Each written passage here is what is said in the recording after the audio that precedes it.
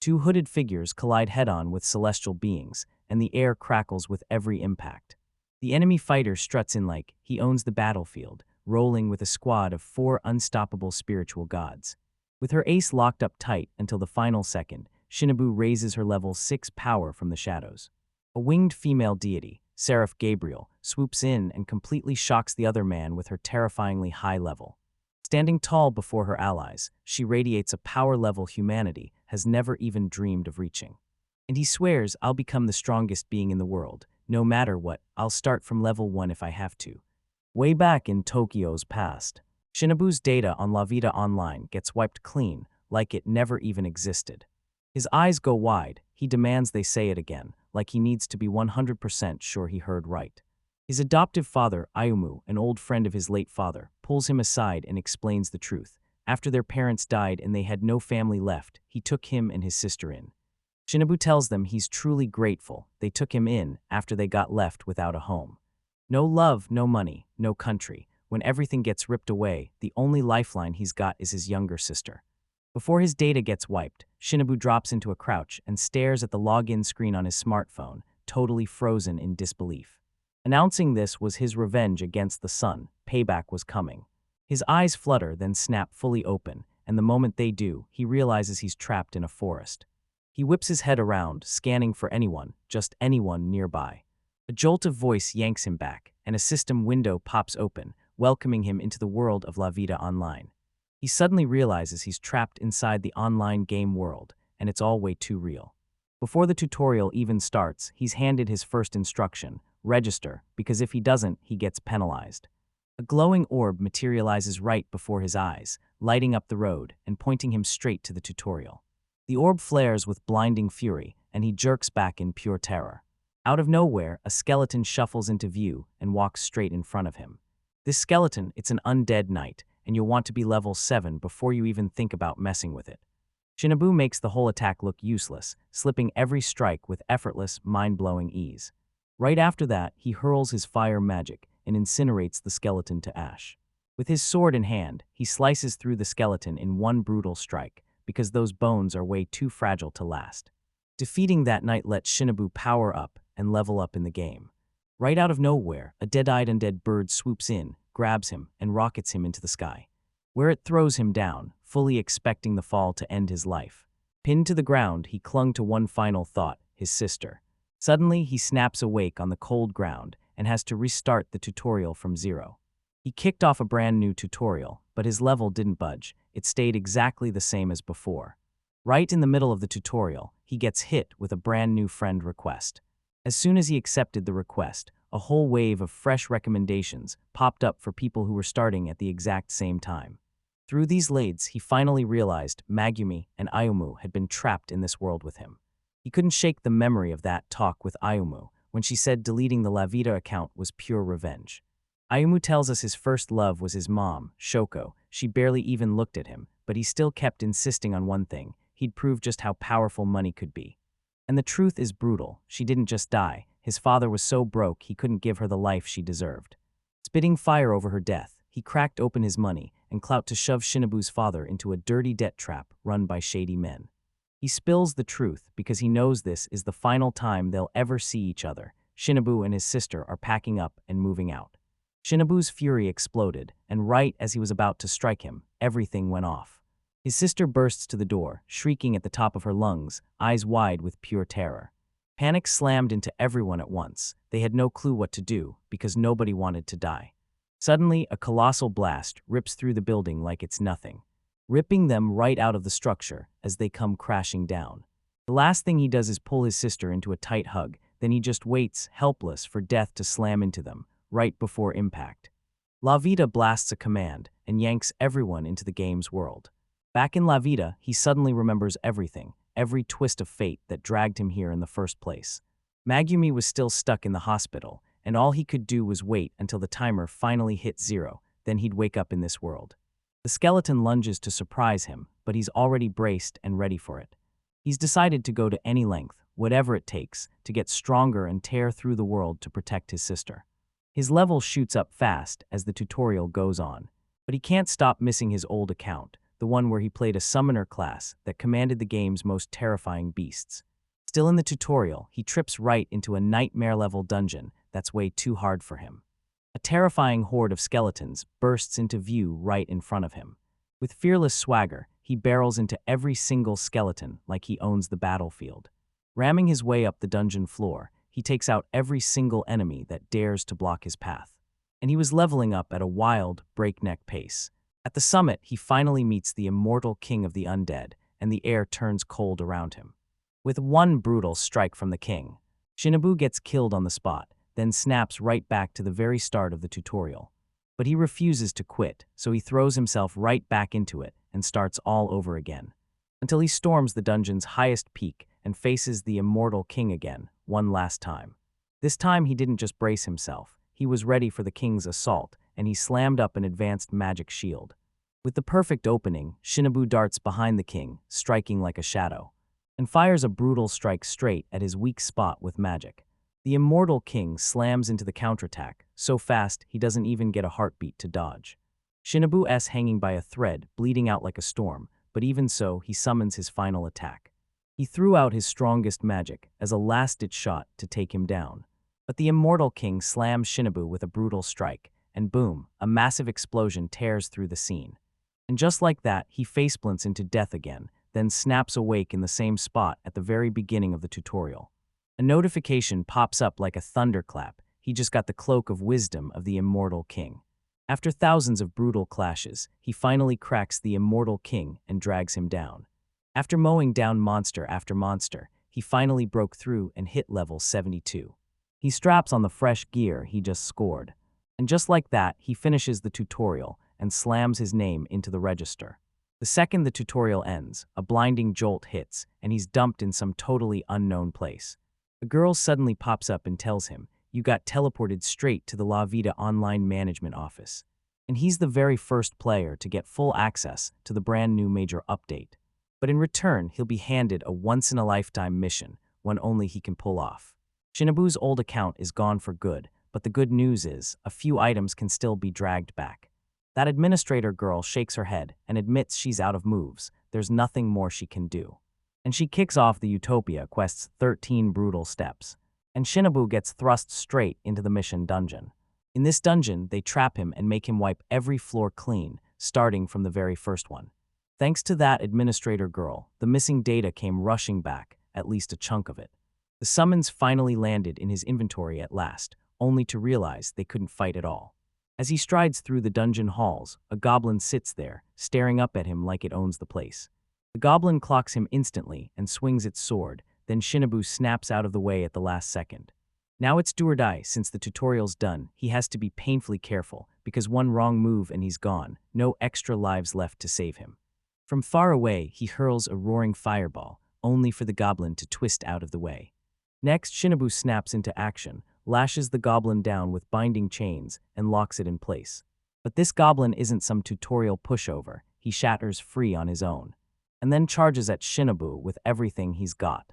Right then, Shinobu snaps into action and unleashes his rank 3 magic spell. After getting slammed by so many magic attacks, his mana was nearly gone, and that was a terrifying problem he couldn't afford.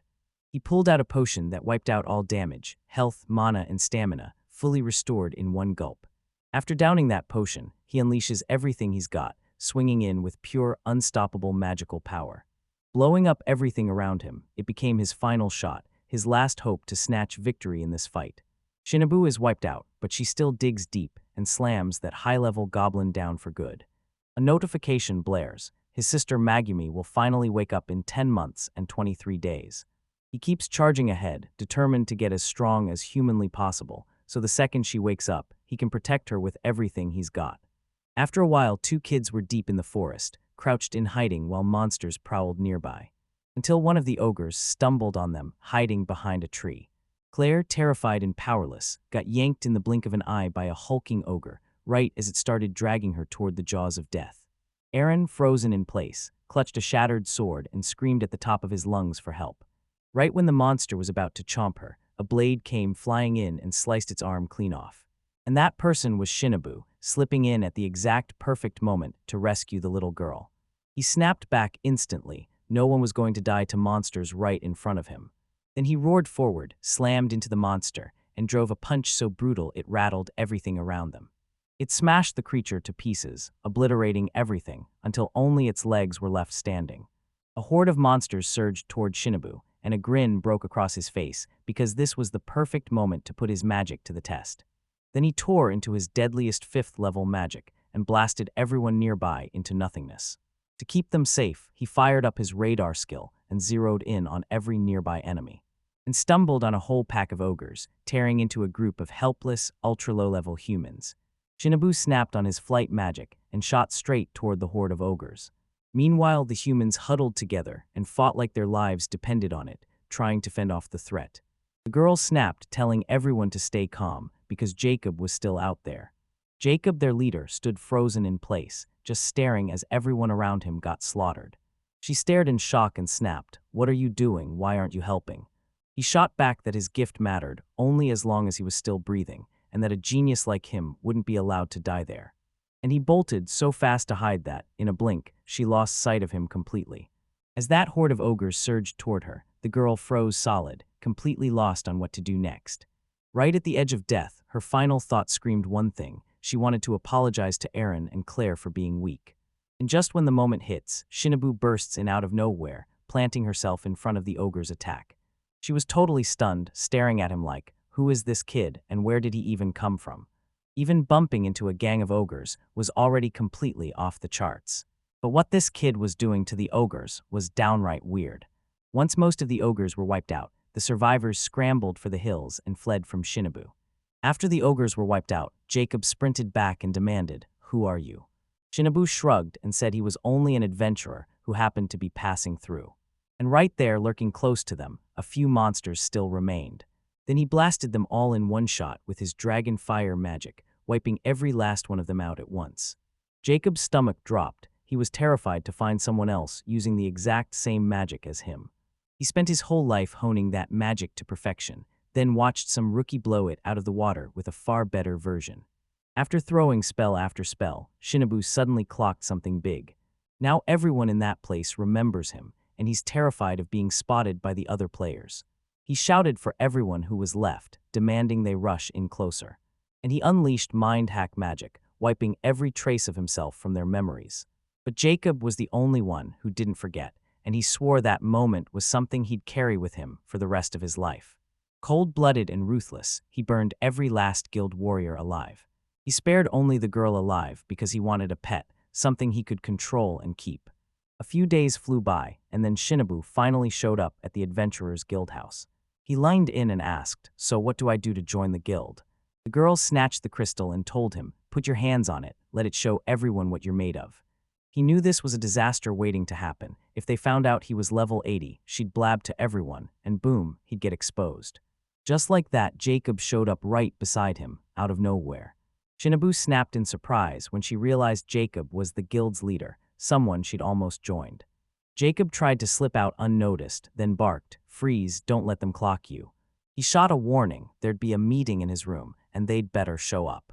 The moment Shinobu slipped into the room, he couldn't help but wonder, how on earth did Jacob still remember him? The mage Jacob whipped out his Alexandrite stone, the one that keeps spells and curses from ever landing. Shinobu, already bursting with impatience, lined in and demanded to know what he wanted. Jacob shot back that he just wanted to stay under the radar, so he tried wiping his own memory, but deep down, he only wanted one thing: to make friends. And told him he already knew Shinobu's biggest weakness. With total confidence, Shinobu shot back that she could end him at any moment. The guild master grinned, yanked out a dual contract, and declared the stakes. If Shinobu won, the secret stayed locked up, but if Shinobu lost, he'd be dragged into slavery. Shinobu snatched the pen and signed the contract on the spot, like she didn't even hesitate for a second. The moment Shinobu put the last signature on paper, they got rushed straight onto a battlefield. He pops up in a brand new spot on the map, right in front of a ruined temple. Maze Jacob grips a god-forged stone that lets him wield power on the same level as the gods. Carrying that artifact like it's fate itself, he can fire off his abilities on his own, no need to rely on his skill level. Legendary myths and god-tier skills, like something only supreme, mythological beings could pull off. Shinobu studies his options for this fight, and then realizes he can only call Gabriel right away. A mage kicks off his show by launching a level 4 summoning spell, calling beasts like Salamander and even the 4 celestial spirit gods into the world. Then more horrors crash the scene too. Undyne steps in, a giant stone gnome, and even winged sylphs swoop in like they mean business. Shinobu watches the beasts, and it totally throws her off, because these high-ranking monsters are getting worshipped like gods. Jacob dares him to summon his very own creatures for battle. But Shinobu shoots it down, desperate to figure out if Jacob really thinks those 4 great spirits are the true, top-tier gods, because they absolutely are. He can't stop thinking about how fragile humans are, and how every organization on Earth is secretly run by divine beings. Right then, he can't help thinking, what if the transmigrator swallowed the whole experience point knowledge for themselves? Finally, it clicks. Levita's been shutting him out for a century because these beings rewrote the world, and if someone has been reincarnated, they can do whatever they want inside the game. Shinobu tries to stop the fight, and Shinobu straight up says he's got no time for this, but he'll still take it seriously since Jacob's going in with paid items. Jacob roars at the boy to fear his gods, the beasts, then swears this is a miracle humanity has never laid eyes on. Flanked by his summons, he throws his chin up and declares he's already surpassed the gods. With a tiny 5-count summoning spell, Shinobu summons the Divine Emperor of Flames, Bahamut, right into the battle. The colossal monster rampage struck fear into the mage as the war erupted. Shinobu smirks and says, "I'm not finished yet," then whips the Sea Emperor of Leviathan right out of the deep. Then more summons come crashing in, an Ornis bear, forged by the Thunder Emperor Indra, at his side and roaring for war. And then the Earth Mother Goddess Gaia rises into the spotlight. Right before the beasts swarm in beside Shinobu. Laughing through sheer panic, Jacob blurted that a level 5 summoning spell was impossible for humans to pull off. Then Shinobu raises her hand and fires a level 6 summoning spell like it's nothing. He called down the messenger of the heavens, Seraph Gabriel. The angelic figure swoops down and lands right beside her summoner. Jacob gapes in pure shock, words stuck in his throat, and Shinobu immediately slams him with a taunt. He lunged in and demanded he repeat what he just said about humans being struggling to summon a single level 5 being. Now the boy is blazing with power, ready to crash into battle. Jacob can't believe a level 6 summoning just happened, while Shinobu tells Gabriel she missed him most of all, his strongest summon. Humbly Viceraph answers that it was an honor to stand beside her again, but the mage knows he's got zero chance. And yeah, it's the brutal truth. Those 4 gods aren't strong enough to stand against this fight. Fury surges through him as he screams at the world, refusing to swallow the situation and crowing that he's a genius. The beasts kick off an epic brawl that shakes the whole world. Shinobu's monsters hit harder than ever, so hard they practically break the whole world. They got even stronger, seized the upper hand, and crushed their enemies. Horrified, Jacob lets out a blood-curdling scream as his 4 spirits get wiped out. Still, he won't quit. He swears he can call his monsters back to life. Shinobu blurts out Gabriel's name, and she snaps into action and obeys without hesitation. Coaster roared forward, cutting through the sky like a bullet as it shot straight for Seraphat, snatching the pave items right out of his hands before he could even react. The mage slams to the ground, and total disbelief rips through him as the equipment is destroyed. Broken and battered, he turns to Shinobu and demands to know, is this the power a transmigrator gets, and a god too? The boy snaps, "Don't lump me in with the gods, I'm nothing like them."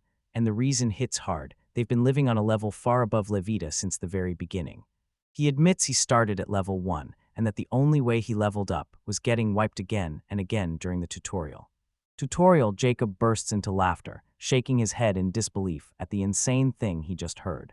Surprising Shinobu. The beast lunged toward the mage and he snapped, "Back off," swearing he's the one who summoned it. 4 people got yanked in because of that paid item, and once it shattered, the whole thing stopped listening to Jacob's orders. The 4 beasts come crashing in on Jacob, and the ground gives way, and the mage tumbles off the cliff like the world just ripped open beneath his feet. Got dragged off the battlefield by force. Several days dragged on, and then he scans a newspaper report about the guild master vanishing, and right then, he sees the whole city thrown into chaos. To bury the truth, they spun it as Jacob snapped from overstudying. Then somehow he still tore through the soldiers, brutalizing them before he vanished into the night. And it all happened because Shinobu bent the city's minds with her magic, turning everyone into pieces on her board. He can't quite shake the feeling, something about it turns sour, and it leaves a bitter taste in his mouth.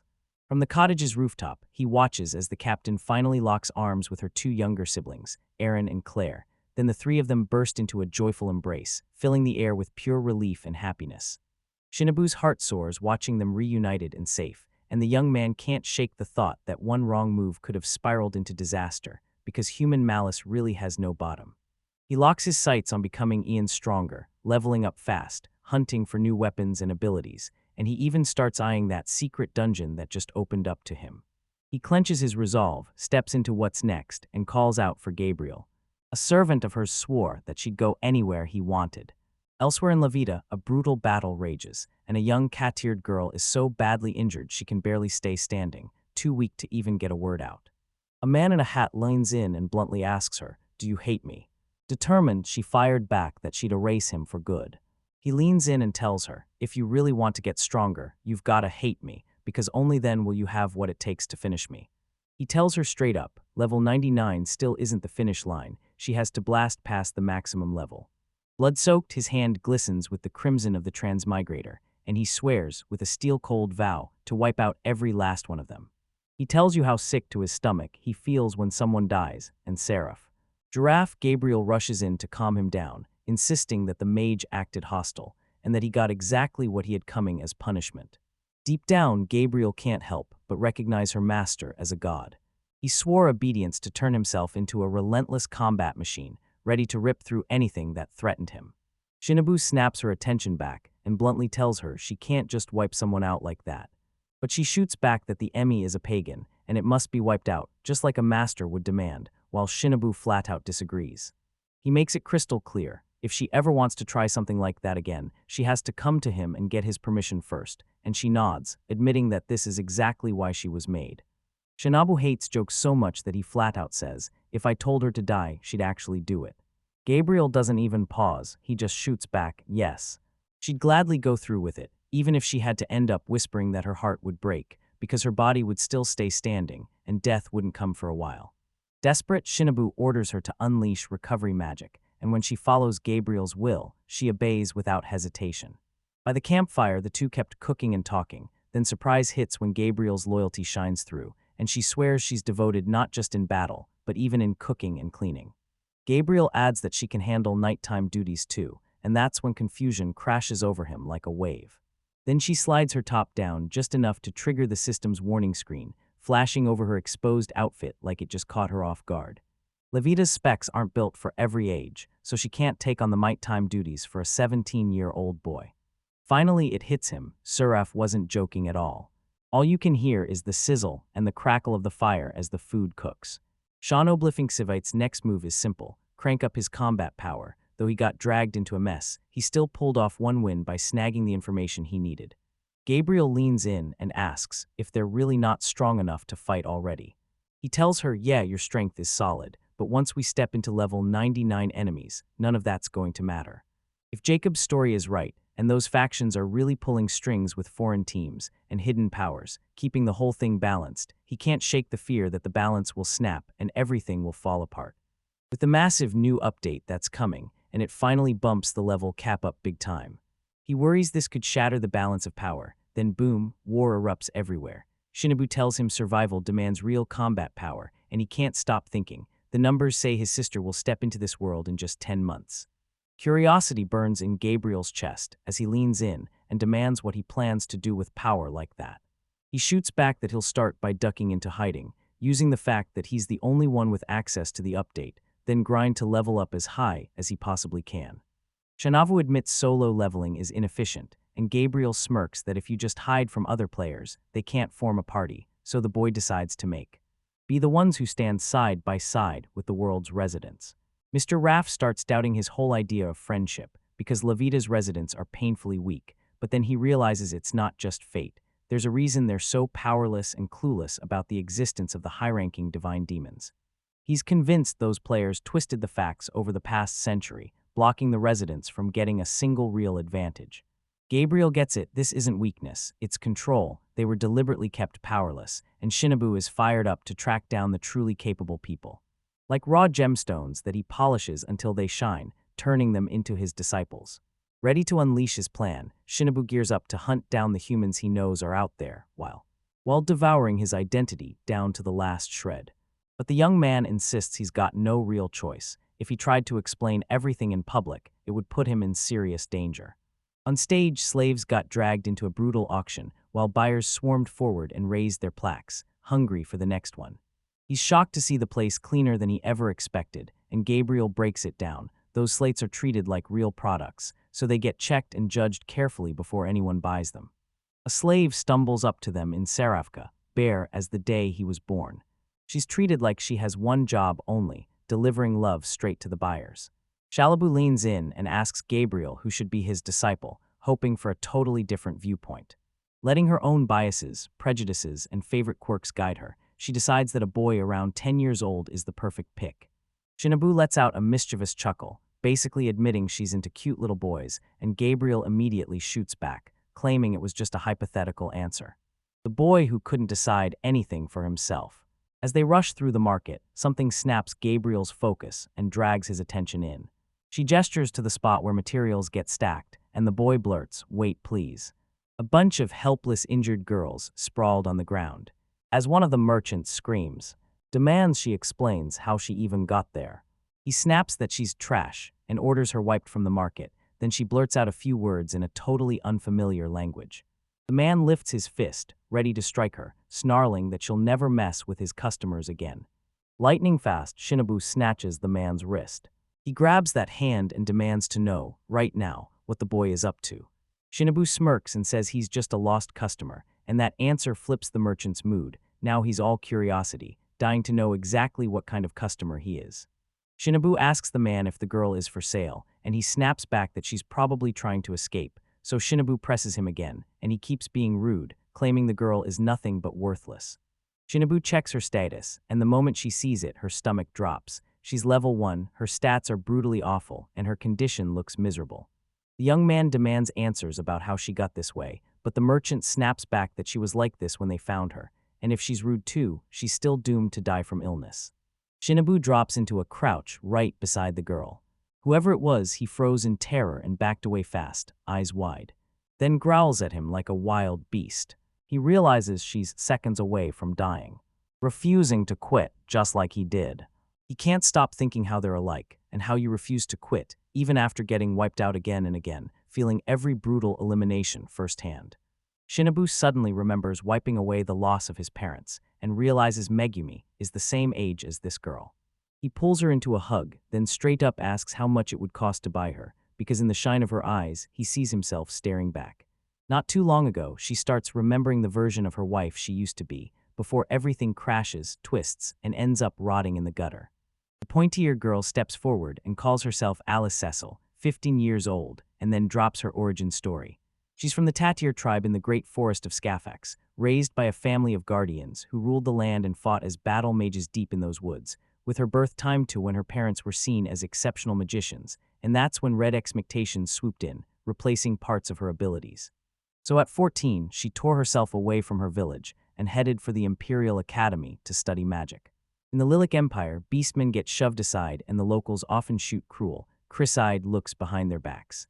She ditched the city for the countryside, and for once she got to live a normal school life, all wrapped in friends who made it feel real.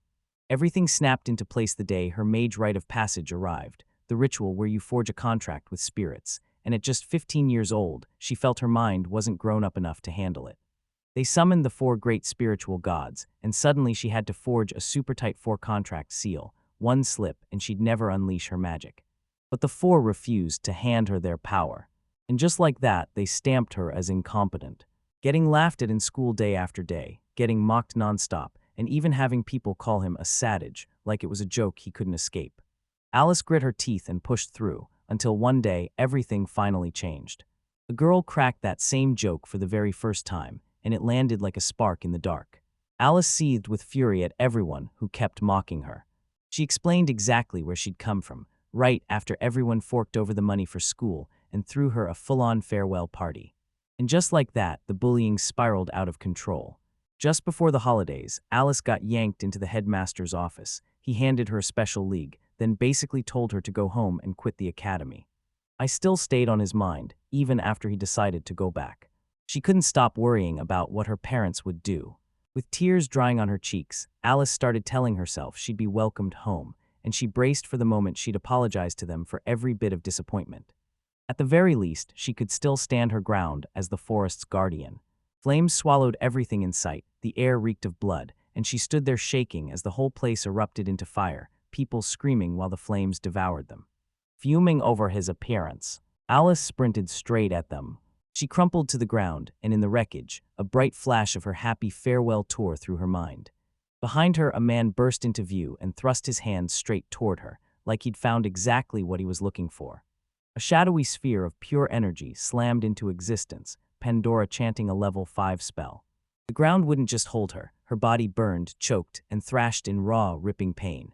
The man told her he'd branded her with a magical seal, then stacked a whole load of nasty, negative status effects on her. She kept dragging her levels down, turning her own body into a breeding ground for disease and straight-up chaos. Flash a smile back when the man asks, "Hey, does your heart ache?" Terrified beyond belief, she blurted out whether he was the one who wiped out her parents in the whole village. Then he just grinned like a villain and said yes. He'll never admit it, she hated him. He kept insisting he could have wiped out the whole village anytime, because his strength was insane. Then he yanked Alice by the arm and dragged out a menacing "weeks." He said he knew she didn't get a thing, but now he only wanted her to hate him, so he could turn that hate into power. Then he finally declared, clear as day, that he'd sell her to the slave market, and since he'd already planted the seed of hatred, he was sure she'd end up a worker of love. Once again, he promised her she'd hate him so badly she'd grow powerful, break free, and if she lived, come back to take him on. Weak, crumpled on the ground, Alice Bowden lays it all out, never, ever forgiving him for what he did to her. He asked for her name too, at the very least, and when she answered, he smirked that it all hinges on whether she lives or dies. Then he leaned in and said he always leaves a farewell gift for anyone headed for the underworld, and that he'd long ago tossed his own name aside. But people started calling him the God Slayer, and yeah, he actually loved it. It was the name of the one who'd finally wipe out every transmigrator one day. Alice threatens to wipe him out, and somehow that makes him grin. Then he says he can't wait to face her when she's finally leveled up into a high-rank warrior. Rage blazing in her, she screams that revenge will be hers, and she'll end his life for good.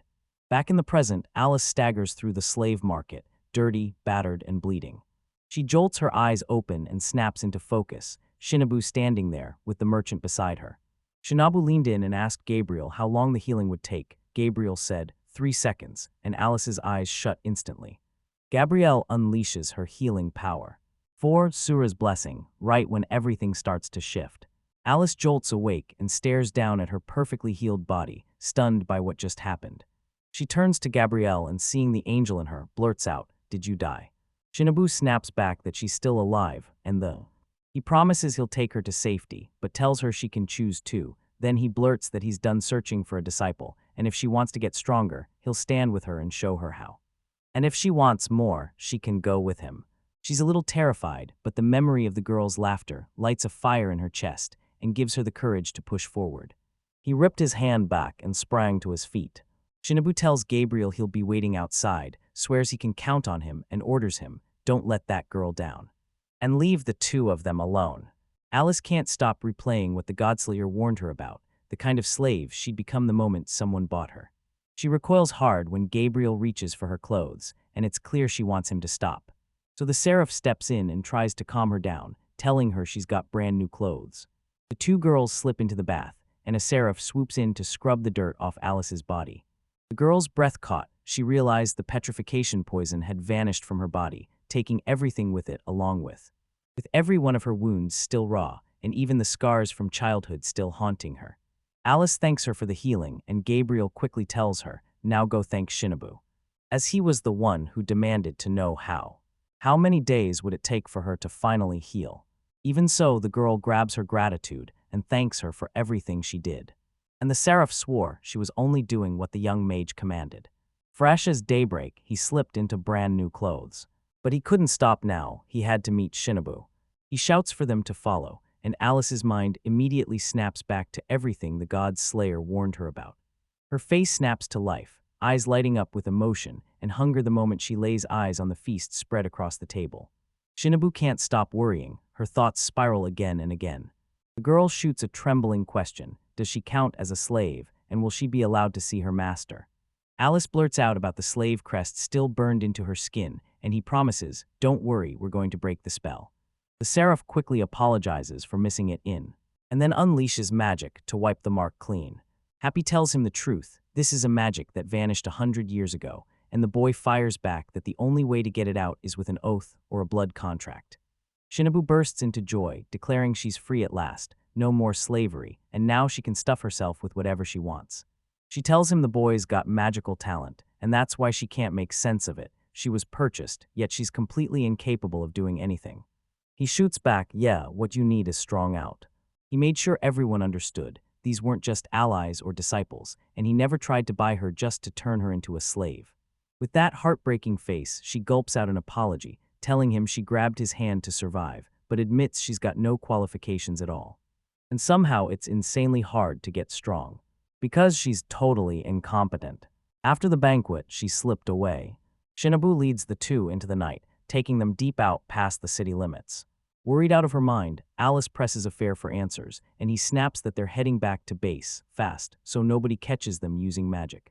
The huge scaff hums with power, and he throws his gaze into the glow, casting it forward. Third-level flight, so the girl surges into the air and starts flying.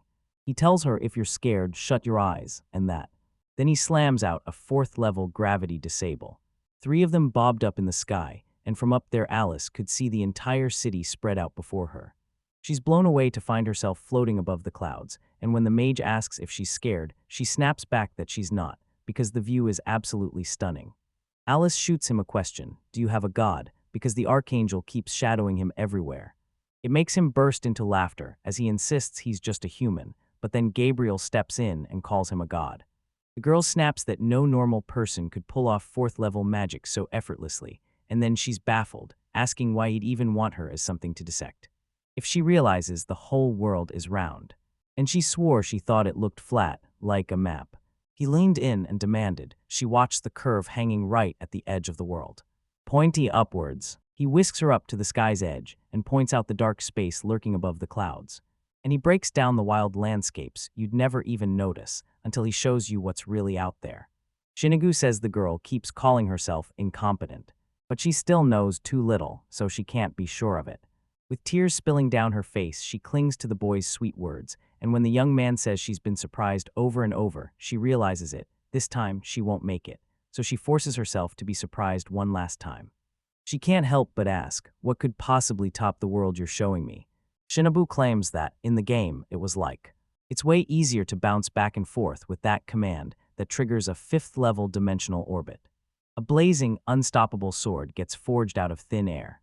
Act like it doesn't shock her. The young man snaps that he doesn't want to just show the sword, he wants something more. Then hurls it up at the sky. He tore a dimensional rift open in the sky. Alice gasps, totally stunned, and can't stop herself from demanding to know what it is. Then she spots the celestial palace, every spire glowing like it's been carved from the sky, and she can barely breathe. The humble home Machinoboop, and trust me, this little name hides a whole lot more than it should. With eyes stretched wide, the girl explodes in pure emotion, shocked and amazed all at once. And this spot even doubles. Shinobu finally carves out a home for her summoned beasts. The 3 stride through the palace, but Alice lingers behind, staring in stunned awe at every carved detail, while Gabriel turns to the young man, asks what he plans to do next, and offers to introduce him to the generals and the level 6 summoned beasts. But Shinova shoots it down. He swears he'll handle it later. Because he's going to start with Alice. When he says he'll build her a special training plan, the shock hits her face hard, since she's still stuck at level 1. She leans in and asks, "Are you training me? And tell me, what exactly do you want me to do?" Shabu demands that she form a pact with him first, and Alice is completely lost. The young man presses her about the 4 great spirits she couldn't bind, and she bluntly admits it happened because she's incompetent, but Shinobu snaps back and denies it. And demanded she break down the levels, one concept at a time. First, she tells her how Soul Renton grows. She steals power from a defeated opponent, and that number you see is the exact soul ranking level. She can't form a contract, so no blessing can lift her rank once her level starts rising. Even with spiritual support supercharging his power, raising the level barely boosts his status growth. It's almost nothing. Shinobu nods, but she cuts in, "Sure, as long as we're doing it as a summoner." She needs to realize he's packing level 5, and even higher, gods. He promised he'd call in some powerful beings, and honestly, that was a smart move for her, because if she'd made that contract, he'd have lost his mind at the four great spirits, calling them disgusting. The girl jolts in surprise as she listens, and Shinobu snaps at her to toss out every common sense she learned at the academy. When the summing platform, suddenly, an image of celestial beings blazing in the heavens. Beasts appears. The girl locks eyes on the divine level 5 beings, and she can feel the power in the air as they watch her back, like the world is holding its breath. Who asks if she's the one who wants to sign a contract with them. One of them tells her, "Your blessing is so heavy it'll shatter the moment it hits a vessel that isn't strong enough to hold it." Then the beast lines in and demands, "So, you still want to make a pact?" Alice reels from the fact she can't even lay a hand on the four great spirits, then fears that making a pact with them might be the one decision that gets her wiped out. But she grits her teeth, no other option exists, so she pushes forward anyway. With a fearless grin, she claims she wants it, because she's chasing impact. The beasts are about to unleash the flame. Dragon god Bahamut, the Thunder Emperor Indra, the Sea Emperor Leviathan, and the Mother Earth goddess Gaia, these monsters of legend all on the same stage. One of the beasts growls that if she's got the talent to earn her blessing, they'll form a pact with her right then. Alice braces herself to unleash the divine power and finally feel it. Something enormous and unstoppable roars to life inside her. Like her body's seconds from shattering. Gabriel leans in and asks Shinobu if the girl's really going to be okay. He needs to know if she's worried about all of this, and Shinobu admits she is, because she's afraid of what he's doing. And she fired back, asking why he'd push for those advanced beings to be bound by contract. Shinobu admits she can't make the same pact as the others, because she believes she's just not good enough. He tells them the transmigrators have drained the people dry, and the only way they can survive is by locking contracts with the four great spirits. But that's the crazy part, every rule has its loopholes, and if a genuinely gifted person dodges the scheme, everyone will still label them as incompetent. And that's why you can't forge a divine protection contract with a higher-up enemy, whether they're human or spirit. Alice finds herself in a place that feels almost unreal, like the bottom of the seat, she's sprawled flat, while something pins her in place. She thinks it's all over for her, then the thought hits harder as her family flashes through her memories like a final punch. The girl snaps into motion, swearing, "You can't kill me, because She's got to take the man out." She wriggles out of the hold around her arms and breaks free. She demanded the gods' strength and begged them to power her up. Meanwhile, Shinobu grabs the moment and blurts out that she's got talent. Felt so at home with that he. Alice is back on the summoning platform, and the whole place feels like it's holding its breath. Shalabu bursts out that the pack is finally complete. The girl pops to her feet and bolts toward the hub. As she spits out, "Yeah, I did it." Roughing up his hair, the boy blurted out. He basically says, "This is exactly what I'd expect from my disciple," and on-screen Alice's status flashes, straight up revealing the Beast Center is qualified for the level 5 pack bonus. She sighs on the ground, saying she finally feels relieved. She just wants a hot bath and to unwind, but deep down she knows the truth. The training has only just started. She tore away, and shock hit her like a freight train.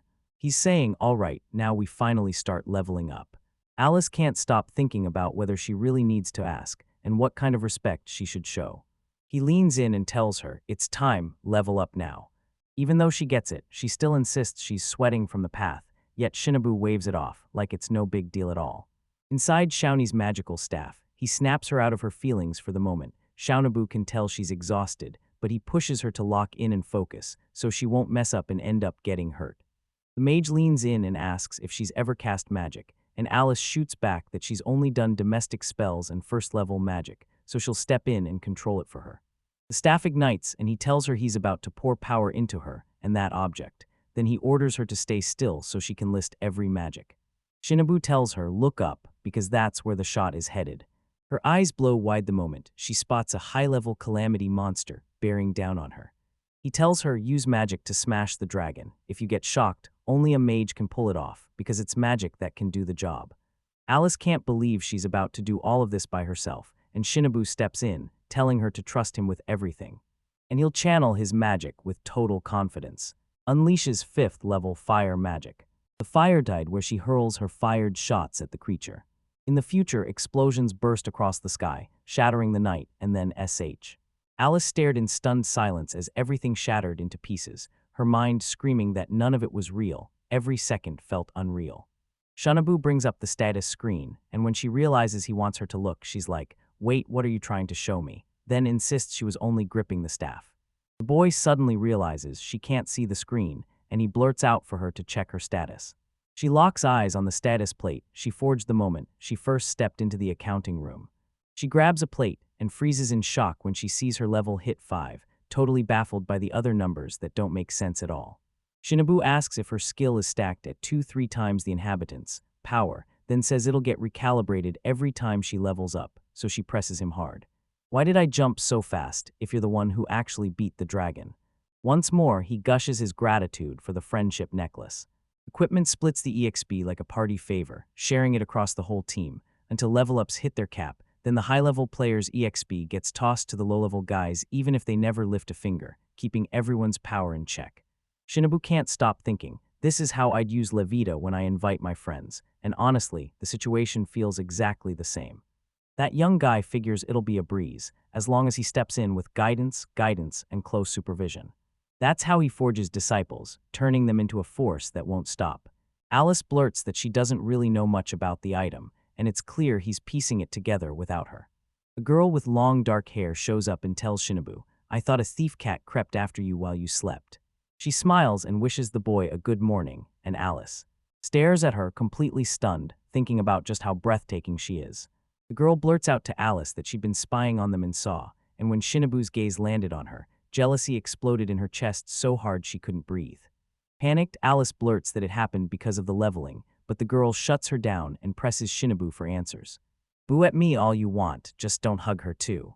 Then she blurts that it's just a joke because yeah, there's a cap on what she can do. Shinobu instantly gets it. The age limit rule hits her too. While that clicks for her, Alice's brain races, trying to piece together who they even are, and she can't stop wondering if this girl might be his wife. But the girl's SUPIO needs a level 6 summon, just like Gabrielle, and Shinobu snaps that she arrived at the perfect moment, while the summoned one swears she'll do anything he orders. The boy tells her you'll hand over the amulet to Alice, then checks if she understands, while Supit doesn't care about the rest, only wants to know one thing: does he want her lurking in the shadows, watching over the girl? She presses him, "Is Alice really important to you?" And the young man answers without hesitation, "Yeah, she's my disciple." But they lock eyes, and neither of them blinks. Then Supioli shrugs off the danger and says she doesn't mind at all, she'll protect the girl no matter what. She grips Shinobi's chin, pulls their faces inches apart, and demands to know, was that a request or a straight-up order? He admits he's a little nervous, but tells her it's totally okay if she doesn't want to do it, while the one inside shoots back that he's strange. With all those women in the palace, he somehow refuses to let himself be touched, even though he could pull off anything. Shinobu shrugs it off. He claims affection and loyalty mean nothing to him, so he refuses to do anything. Anything? Alice's cheeks burn as she watches the two. Then Tsukiyomi leans in and tells her. She doesn't hate people like that. She's ready to accept the request so the kid can get the Sunatasia amulet. The boy wraps up his training with Alice, and you can practically see the exhaustion hit her like a wave. Shinobu claims she built the pack and leveled up by absolutely crushing it, and then Alice jumps in asking what training they're doing the next day. The mage leans in, grilling the woman in front of him, asking if she can answer, while her grief hangs heavy in the air. Then he lays it out, an all-out simulated battle is coming, and the moment Gabriel steps forward, Alice is left completely stunned. Shidope says it's the best way to train your body, because the loud inhabitants learn brand new abilities by doing exactly this. He asks if she can handle it, and she shoots back with a confident, "It'll be tough, but I want to get stronger." Alice even tells him Deviriel is insanely strong, and then right on cue he spots it. The Suref is gripping a spear. The one fires back that the infidels have to be crushed with sheer physical force, shocking both of them. But now he shrugs it off and says, that's just how it's going to be. Shanabuga unleashes a whole army of beasts he commands inside the castle walls. And they're absolute masters at turning every girl into a force to be reckoned with. So he told Alice, give it everything you've got, and pushed her to go all out. Then the girl beams and says yes, calling out for her master like it's the happiest thing in the world. Armor-clad guards stand watch over the palace like living sentries. Alice slips right past him like she didn't even notice. She slips into the street with her morning run, then calls out a warm good morning to him like it's the best part of her routine. The creature stands as the gatekeeper, daring anyone to pass. A battle-ready guardian, fully armored from head to toe. Chanel Blue and Alice are in the kitchen, and he's absolutely glowing as he digs into a steaming bowl of curry. The girl explains it's basically a dish from her tribe, and her face lights up because the young man actually enjoyed it. Then the boy tells her she must be exhausted from sprinting around in the morning. But Alice shuts that down. She lets the summoned beasts circle the table and quizzes them, asking, "So, you're not gonna eat?" Gabriel told the mage that Shinobu feeds them pure magical power, so they don't need to eat at all. Then the mage shoots back, "But can we still eat if we want?" And she insists they can sense hunger, but she brushes it off like it's nothing, because they don't even need it. Alice asks who that swordsman at the gate is, and Shinobu leans in to explain, because apparently curling you as. He's the gatekeeper, and that magic eye sees the future like it's right in front of him. When he watches the girl, he swears she's a divine humanoid, which means he's probably starving too. The young man claims he's the kind who will never budge from the gate, eyes locked forward as he sinks into deep thought. Alice decides she'll bring food straight to the gatekeeper, no hesitation. She's got the answer on who's pushing her to ask her out, but the girl just shrugs, saying, since she's at the bottom, serving is what she's been doing all along. But if that's what she wants, he's totally okay with it. Holding a basket of food, Alice politely asks the big guy if he's hungry. Smoke curls from his eyes as he snaps, "No, it's not necessary." Shaking with fear, she blurts out that she knows they're starving, so she brings food, but he slams it down and snarls that if she so much as talks to him again, he'll wipe her out. She rushes in with an apology, admitting she crossed the line and made him uncomfortable. Then Alice turns to walk away, only for the night itself to grab her attention and beg her to wait. He was talking to women and the girl was left totally baffled. Then the beast snarled that as the gatekeeper, he can't just stop and feast. So she shouldn't talk to him. He tells her he's not bothered at all. He's just not used to people carrying on conversations with him. The gatekeeper asks if she'll laugh at him, and she says that even though he looks insanely strong, he's still somehow surprising. Then he leans in and drops the truth. Years ago, betrayal shattered him, so now solitude feels safe. Respectfully, the girl stepped up, then cut him off mid-sentence. She shoots an apology his way for bothering him, but just as she's about to leave, he grabs her back, asking again, basically grilling her on whether she'll really throw that basket away. And as she flashes the basket, asking what's inside, she claims she brought curvy sandwiches and a bunch of other goodies. Then the gatekeeper drops the real shock and tells her he'll accept it. The knight yanks off his helmet. The beast claims he's on duty, then admits this one case is special. They plop down on the ground and dig into the food Alice brought. Spotting her stare, the gatekeeper fires a question. What does she want? And she blurts out that she can't believe he took off his helmet. Then the girl grills him with question after question, asking what he thinks of the food and the treats she brought. The knight's crawling in with a hint of curry on the air, and it's starting to feel like something's just about to happen. She's hit with just how spicy it is, and the girl can't help wondering if Shinobu might actually hate this kind of heat. Alice laughs and promises that next time, she won't mess up the spicy curry when he asks for it again. The girl begs him, "Let me agree with you every time I come through that gate, because we're all friends here." Says they're not friends because he can. He thinks back on the comrades who stood shoulder to shoulder with him in the chaos of battle. So he pushed her to train with everything she had, because one day he wanted her fighting right alongside him. The beast tells her, "Keep talking to me," then adds that he craves something sweet, and he'll chow down every time she brings it. He hustles back to his post, slaps his helmet back on, and gets ready for round 2. Alice can't shake the feeling that the gatekeeper is weird as hell. Something about the way he talks is just off. Meanwhile, from the palace, Shinobu watches as the girl comes back. Gabriel asks if Shinobu wants to speak to Alice, but Shinobu shuts it down, insisting Alice is still getting used to the castle. She says the girl's training is going great, but he snaps back that it's the complete opposite. There's a real problem. He explains that to get stronger, she has to master even more powerful magic, but the people there don't learn just by leveling up. And Gabriel insists, if you want to learn magic, you better bring enough spadas to match it. A young man leans in and spills the truth about that scroll, an insane special item, carved with a magic formula that changes everything. She tells everyone she can only use level 1 magic, and since none of them have a clue about this item. So Alice has to race back to the magic school, pronto.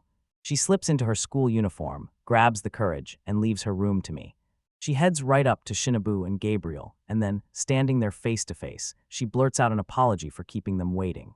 The girl clenches her resolve to go back, learn the techniques, hunt down those scrolls, while Shinobu looks worried and asks if she's really okay and ready to return to school. The girl can't stop replaying every horrible thing that happened to her. So if it hurts too much, she doesn't have to go back, because you'll find another way for her to learn magic. But she doubles down, no one's backing her off. He rockets back to that place, ready to get stronger than ever. Finally, Alice steps out and mingles with the girls, small crowd, big nerves buzzing in her chest. Because her bad memories still clawed at her. One of the girls suddenly spots her. The girl's eyes widened in shock, and she blurts out that Alice is alive. Beatrice lines in and explains that she'd heard the wild rumors that Alice got hit by some terrible incident during summer break. Jaguvenby, clearly worried for the girl, chokes back a few tears, each one hitting like a punch. Then she drops a bombshell and shocks everyone by claiming competent scum needs even more mad skill and luck, and Beatrice immediately fires back that she heard the girl's hometown got wiped out completely. She drops another rumor she swears she heard. Someone who looks just like Alice got dragged into the market and sold like a slave. Then Alice takes those words straight to the heart, crushed by what people might be saying about her too. She'd heard Alice talk about how she lost her innocence to that filthy, twisted mess, so she bolted to the academy, determined to escape it. Beatrice embarrassed the girl, then burst into laughter, loving every second of the whole ridiculous story. Alice turns her back to ignore her, and Beatrice jumps in, asking whether she's planning to file a reinstatement request and if she really thinks that's a smart move. Then she says Alice isn't homeless anymore, so she grabs the dormitory and makes sure she'll get fed and clothed. Beatrice clenches her staff, casts level 1 magic, and boom, fires off a blazing fireball. The girl taunts Alice, daring her with a leveling test. If she can't pass, there's nothing left but consequences. She won't be able to take next year's course, and the school will kick her out for it. Expulsion is coming. Alice is sprawled on the ground as Beatrice bursts into laughter. Suddenly, Alice blurts out the truth. She really was sold, and countless people tried to steal her innocence. She demanded the girl spill every single detail of what happened, and even grilled her about that wild rumor that it happened on a pig's day, too. Alice shocks everyone by insisting she's still innocent, because everyone's efforts got her dragged, scratched, and kicked. Then nobody would even buy her anymore, and they kept trying to humiliate her even further. Beatrice snaps that Alice isn't just incompetent, she's not even worthy enough to serve as a slave, let alone for love. Alice tells everyone that her benefactor didn't just praise her, he also adored her personality and even told her to shut Beatrice up. She bursts out a massive burst of applause. Beatrice's face goes completely blank with shock. Trying to seize the upper hand again, Beatrice snaps that Alice is incompetent, then twists the knife by insisting she never made any pact. Alice finally whips out her staff, and Beatrice is left utterly shocked, surprised for the very first time. Just like Beatrice did with level 1 magic, Alice whips up a fireball and hurls it straight at her. It triggers a brutal explosion that slams Beatrice into the ground. With newfound confidence, Alice snaps, calls her a little disgusting, and tells her to shut up. One of the monitors fires up the explanation. They've got to stand in fire magic right in front of a wooden dummy, 10 meters away. Ashrys is dead sure Alice won't make it this time, because she already flunked once before, when she tried that path lined with the 4 great spirits. She's convinced that fireball Alice threw earlier was nothing but a cheap trick. She thinks Alice just wants to impress the professor, and she's sure Alice is about to humiliate herself when everyone cracks up laughing. He hurled 2 fireballs and obliterated the wooden dummy in an instant. The girls watch the test and gasp when she launches not 1, but 2 fireballs. Then she smirks and says she can blast 7, mocking Alice like it's nothing. She's claiming she cheated with tricks, and the whole room is left reeling. Everyone can't believe what they're hearing. Alice yells after her, shouting that Beatrice swooped in, snatched all her friends away, and left her trapped and alone at school. Beatrice blurts that a single word was all it took to make everyone back away. Then she snaps asking if dredging up the past is revenge, only for Alice to answer, cold and steady, that she doesn't care about any of it anymore. Alice clings to her old chat with the gatekeeper, and that's where her answer about a true companion starts. The companions are the ones who lock arms and refuse to leave each other's side when the fighting starts. The other girls labeled her crazy, and some even claimed she'd lost her mind the moment she became a slave. Alice fires back that she and Beatrice are battling on separate battlefields, then twirls her staff, hurls a blazing fireball, and smashes the wooden dummy. Alice fires off more fireballs, blasting the last dummies, and Beatrice can't even hide her embarrassment. First, the girl whips out a massive fireball and blasts it straight at her target. She stepped in and absolutely wowed the other girls. Alice dares Beatrice to spill a fairy tale, and if she can pull it off, she gets added, though it instantly scrambles Beatrice's head.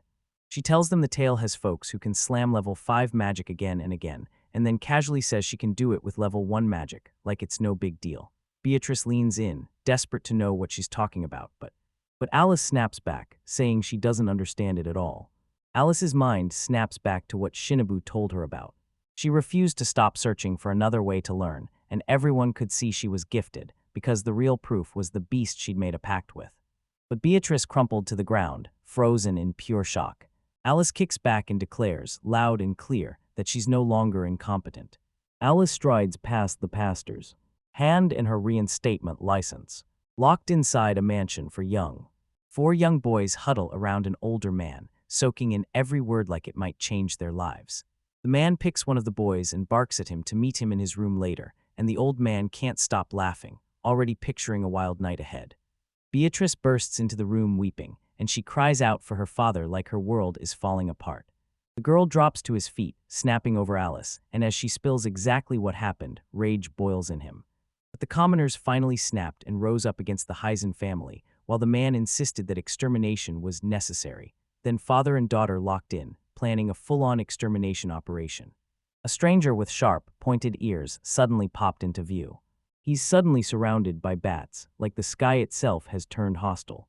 The moment he showed up, both of them jumped, and Beatrice blurted, "Who are you?" He grinned and introduced himself as Vlad, the real ancestor of vampires, claiming that a transmigrator had granted him that title a full 100 years ago.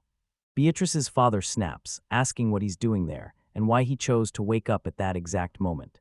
Lot tells them the pact made with the family, then slips into their shadows, sensing a terrifying power looming close. The vampire admits he'd felt that same strong presence hanging near Beatrice.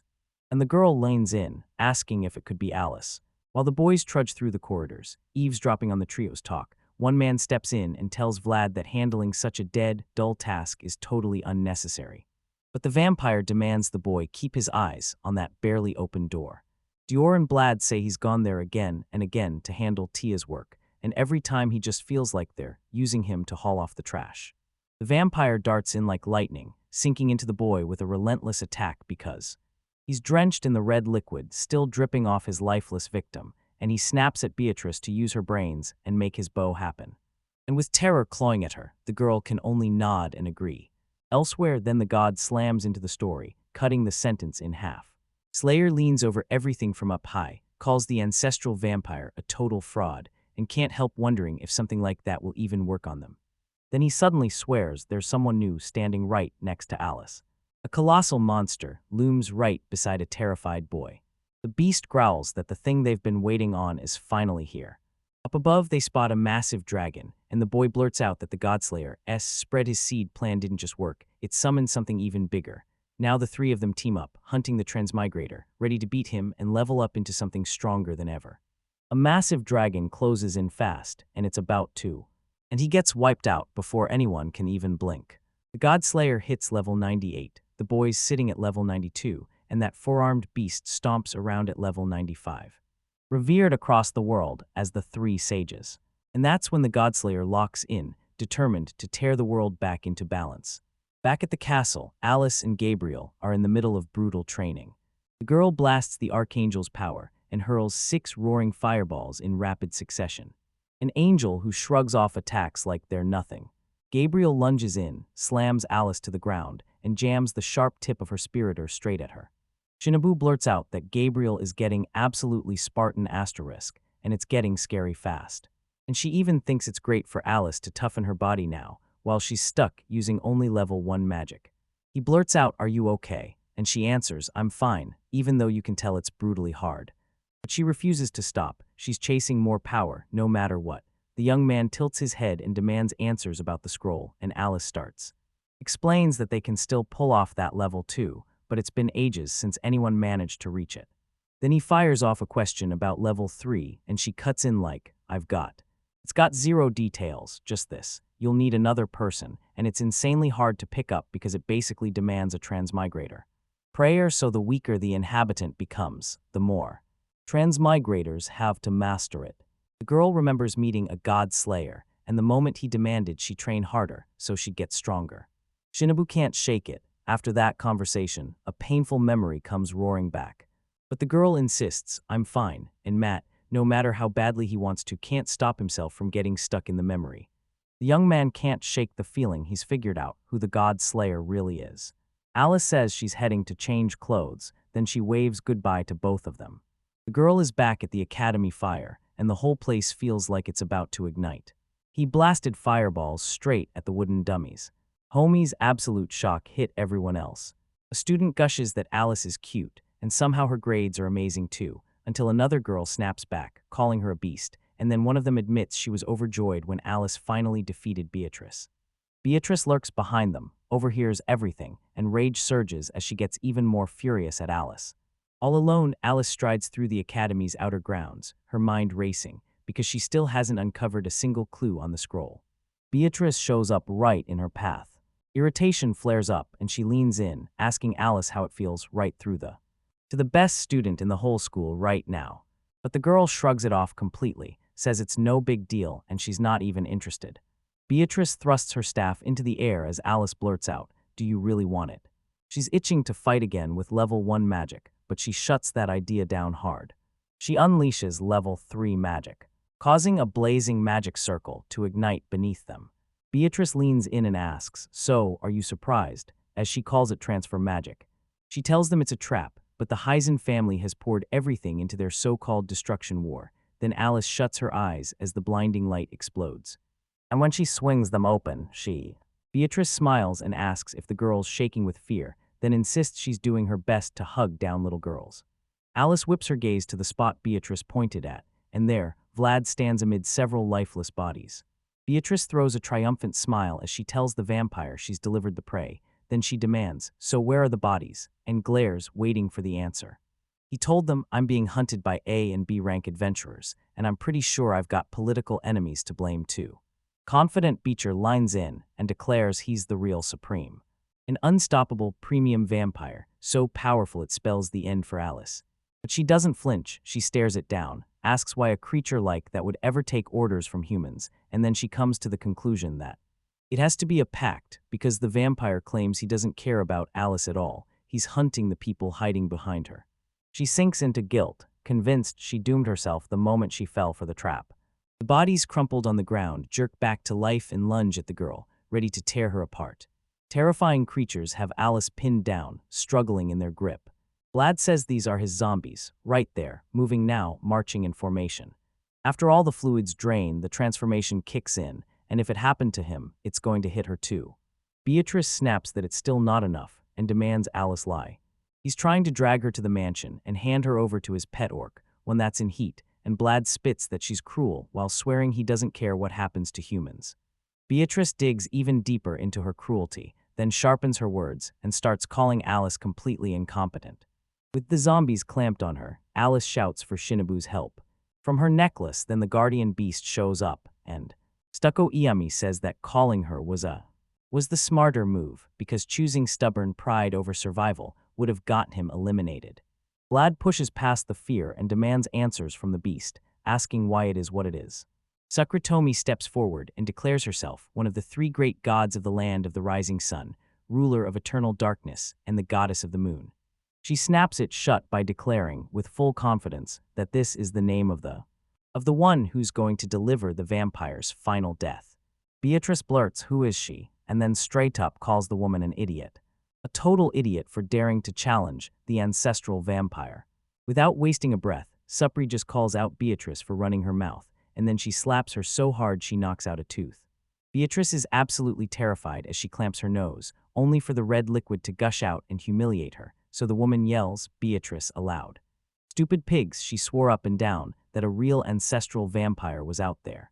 She drops the bombshell, telling everyone that no such entity exists at all. Blight snarls that he's the only truth that matters. A true-blood ancestral vampire. Stuckyom spills the truth. The real ancestral vampire was the very first person to rise as a blood demon and to turn others, and that's why the bloodline branches so deep. Then she meets Vlad, and holy hell, he's the real deal, a vampire. Why didn't everyone he sucked dry also claw their way into becoming vampires? Vlad looks stunned, but he's convinced she's right, until Beatrice snaps back, "Why are you letting her dominate you?" By this woman, after he's been guarding this family for years straight. Sukli spots something way too suspicious and dives straight into Shinobu's archives, which his followers would use, at least to some extent. She kicks off her search by digging through old records, hunting for a true ancestor. The arc just laid out the terrifying truth: some alchemist created an artificial vampire. Over a lifetime, he finally surpassed the original vampire. Then the first test subject crumbled and failed. Refusing to swallow his loss, the alchemist told himself his creation was just as good as the true ancestor. The project was branded Prince Vlad, and they planted a fake memory in his head so he truly believed he was the real ancestor. The data adds one scary twist: a fake vampire doesn't just lurk, it turns people into zombies, and that nightmare mission actually showed up in the game once. Beatrice can't figure out where the failed product vanished to, and Vlad and the Supriyaman confirm it, leaving her frozen in shock. Vlad feels satisfied for one brutal reason: his suffering is finally over, because he can't take serving humans one more day in that lifeless, dull existence. All fired up, he blurts out if that's why Tsukiyomi crossed his path, calling her the goddess of death. Tsukiyomi just shuts him out completely. Vlad can't wait to find out whether she's really going to end his life. He's buzzing with excitement, because he finally thinks he's found the perfect spot to be eliminated. The moment he shows up, the disgust hits and she snaps at him. "Don't you dare call my beloved goddess of death." Death or not, he's still itching for a fight. He admits he can't beat her, but swears he'll leave his mark as scars, and Vlad's nails stretch into long, razor-sharp fangs like something from a legendary F-Wang. He lunges at her and unleashes level-free magic, the sole spark that ignited the explosion. She wouldn't let a single scratch touch him. She declares she's the supreme being, so a level 3 dark attribute lord can't touch her in any way. He braces to strike her again, begging with every breath for her to finally let him go. Break him out of this prison of war right now.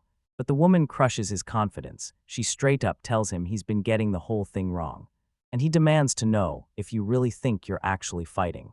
Confused, Vlad slams on the brakes mid-attack.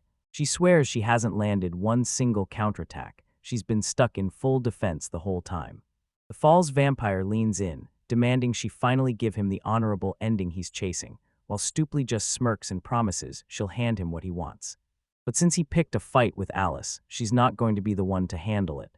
She digs into level 5 magic and slams down Toy Box, making those eat coffins appear right behind her. Those cursed coffins didn't just sit there, they dragged the living straight into the underworld, and before, they were the tools used to summon the darkness's followers, and this time. Next time Tsukiyomi flashes that ruthless grin and promises, she'll use them to drive Vlad straight inside. The coffin creaks open, and out of the shadows, skeletons crawl into the light. The woman tells him she's answering his request, and swears she only fed him weak level 1 creatures. She keeps insisting he has to be the strong one, but she can't shake the worry. She has no idea how long he'll survive out there, trading blows with these monsters. The creatures lunged for the vampire and pinned him down, right like he'd done to Alice. Desperate Vlad erupts into screaming, begging her to stop, then insists the only way out is for her to kill him. So he refused to let him rot in that place. The man snapped, "Why are you doing this to me again?" And then he went straight for the jugular, calling her the beloved goddess of death. Supigalmi snaps at him not to call her that again, and she makes it clear, it's disgusting. Vlad gets yanked straight into the coffin. Then poof, he slips into another dimension like it's nothing. The woman bluntly snaps that kindness isn't something she's built into. Meanwhile, Beatrice crumples on the ground, shaking with terror. Then Tsukiyomi whips around and yells for Alice, promising she can go home, but Alice is acting way too strangely. Suddenly, Alice erupts, splitting into a horrifying storm of flesh and fluid. She crashes to the ground, then the truth slips into view, revealing she was a... She swears the switch must have slipped during the transfer, then freezes when a magic shows up that's supposed to be impossible and move at it. She's convinced it's something straight out of the next level. At level 5 or 6, Alice is in it, right in the thick of it. She snaps around, clueless where she's ended up, and the Dodd Slayer steps in. Together with the other two, he finally realizes she's awakened. Alice hears that voice and snaps into a fighting stance, ready to strike. Then the boy yells that it's a terrible idea, and the God Slayer hits back, saying the real gap in strength isn't what it seems. The whole reason they exist, the transmigrator. Totally lost, the girl blurts out, "What's a transmigrator, and why are you even here with Shinobu?" The man smirks and says he's got plenty of reasons and a whole lot of grudges. As a gift, he leans in and tells her, 100 years ago, strangers from beyond the world showed up with With godlike power, they hunted down the world's guardians, then tagged locations to smash monsters and level up, until the people living there started getting weaker and weaker. And the man insisted this wasn't some rare glitch. Turns out it happened to him, and even Nedok too. Alice pushes for answers, and the Godslayers reveal the truth. Once, they were called the Three Sages, the mightiest military force to ever march. The Three Sages were straight-up NPCs, either training you like mentors or challenging you as brutal, powerful rivals, and they had the top levels of the game even before the big update dropped. The girl leaned in and demanded to know how they'd survived for a full 100 years. Finally, the beast finally speaks up, saying immortality isn't some miracle meant for only one soul, but a power everyone shares, and that each of them has to play their part to forge a truly wonderful world. He was crying when he blurted out that the transmigrators had wiped out everything, erasing his friends one by one as they tried to seize control of the world. Alice snaps back, asking if his real goal is revenge. Then the god Slayer grins and says, "No, it's not just that, because the transmigrators came with brutal, overwhelming power that changed everything. To crush everything in its path." After all of that, Alice snaps and says, "Sure, their goal sounds noble, but the way they act, it's way uglier than what those transmigrators ever did." She explodes in anger and screams that he killed her parents because of it. He just nods and says, that's the only way to shut down the gap in levels. Snatching points from the people who nurse grudges, then unleash revenge when they finally come for their shot. And that's why, over the last 100 years, their levels kept climbing, so high they even blew past level mining. She stares at what's left of her destroyed city and realizes the whole world is paying for what the transmigrators did. But she's convinced Shinobu is totally different. Different than the smiling boy leans in and says, He can't believe he actually pulled off capturing a transmigrator. Then he explains that these creatures never show themselves in public unless a deserter special case forces them out. Alice has no clue what a deserter even means. He breaks it down. Each of these beings is tied to a faction, but sometimes they flip the script and start bargaining to build their very own. Then he asks if she knows what happens next, and when she finally connects the dots, her stomach drops. They recruit people, and she was nothing but bait to lure Shinobu in. The God Slayer smirks and straight up admits, yeah, that was always the plan. He ordered her to dig up info on Shinobu, because this trio doesn't strike first unless they know you inside and out. Alice tore through the room, hunting for her amulet to beg for help, but it's gone. The name gives it away, because that protective beast amulet was strapped onto the decoy the moment they pulled off the teleportation switch. So that's it. If she wants to keep her master from getting blindsided, she can't say a word that might tip the odds against him. Even with pain clawing at her, she won't crack, and he saw it coming. He tells them she's got a steel heart, and she won't spill a single thing, not even under torture. So he tells you, because of this, you'll use magic to stare straight into her mind. To save her master, Alice declares that the dead girls can't tell stories. He asked if she planned to end her life, and as she strode toward the cliff's edge, she convinced herself that this would spare her from hurting Shinobu or anyone. Provoking her, the boy lines in and dares her, "Are you woman enough to do it?" With her back turned, Alice flings herself off the cliff. The God Slayer snaps that she's a stupid girl. They can't possibly pull secrets out of the dead. As the girl stares in pure shock, Eva stumbles and mutters to herself, convinced every move she's making is pointless. Alice gets trapped by Shinobu, who's floating in midair, and that young guy immediately blurts out an apology for being late. Late into the night, she finally blinks awake. Then Shinobu rushes to apologize again for the terrible experience she put her through. The young man carefully lowers the girl to the ground, then checks her like his life depends on it. With a blazing, powerful sword in hand, Shinobu hurls his voice at the tree. Trio snarled that messing with his disciple doesn't just cost, it burns your pockets. Hunter is stunned when Shinobu shows up out of nowhere, shouting that this spot should have swallowed detection magic for a few meters. Then the kid smirks and says distance doesn't matter, because once the coordinates of his allies are blocked, he can still track them no matter how many kilometers his subordinates are away, and the hunter blurts a furious cheer as he calls them in. Gabriel gets called to the palace, and the Nike guarding the gates is pulled in too.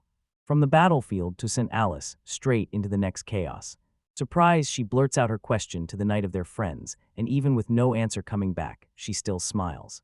Oddslayer watches his foes, and can't believe what he's seeing. A transmigrator shows up way too soon, and they even come with allies. Finally, Shinobu uncovers the bombshell. The God Slayer is just an NPC, and the young man nods like, yeah, the transmigrators are doing wrong things. But the man torched the village and sold Alice. So yeah, he doesn't buy a word of it, and he's convinced the hunter, just fooling himself, calling himself a righteous avenger when it's not a joke. With battle in his eyes, Shinobu announces he'll slice through the toxic chain the transmigrators left behind, and he's starting with himself.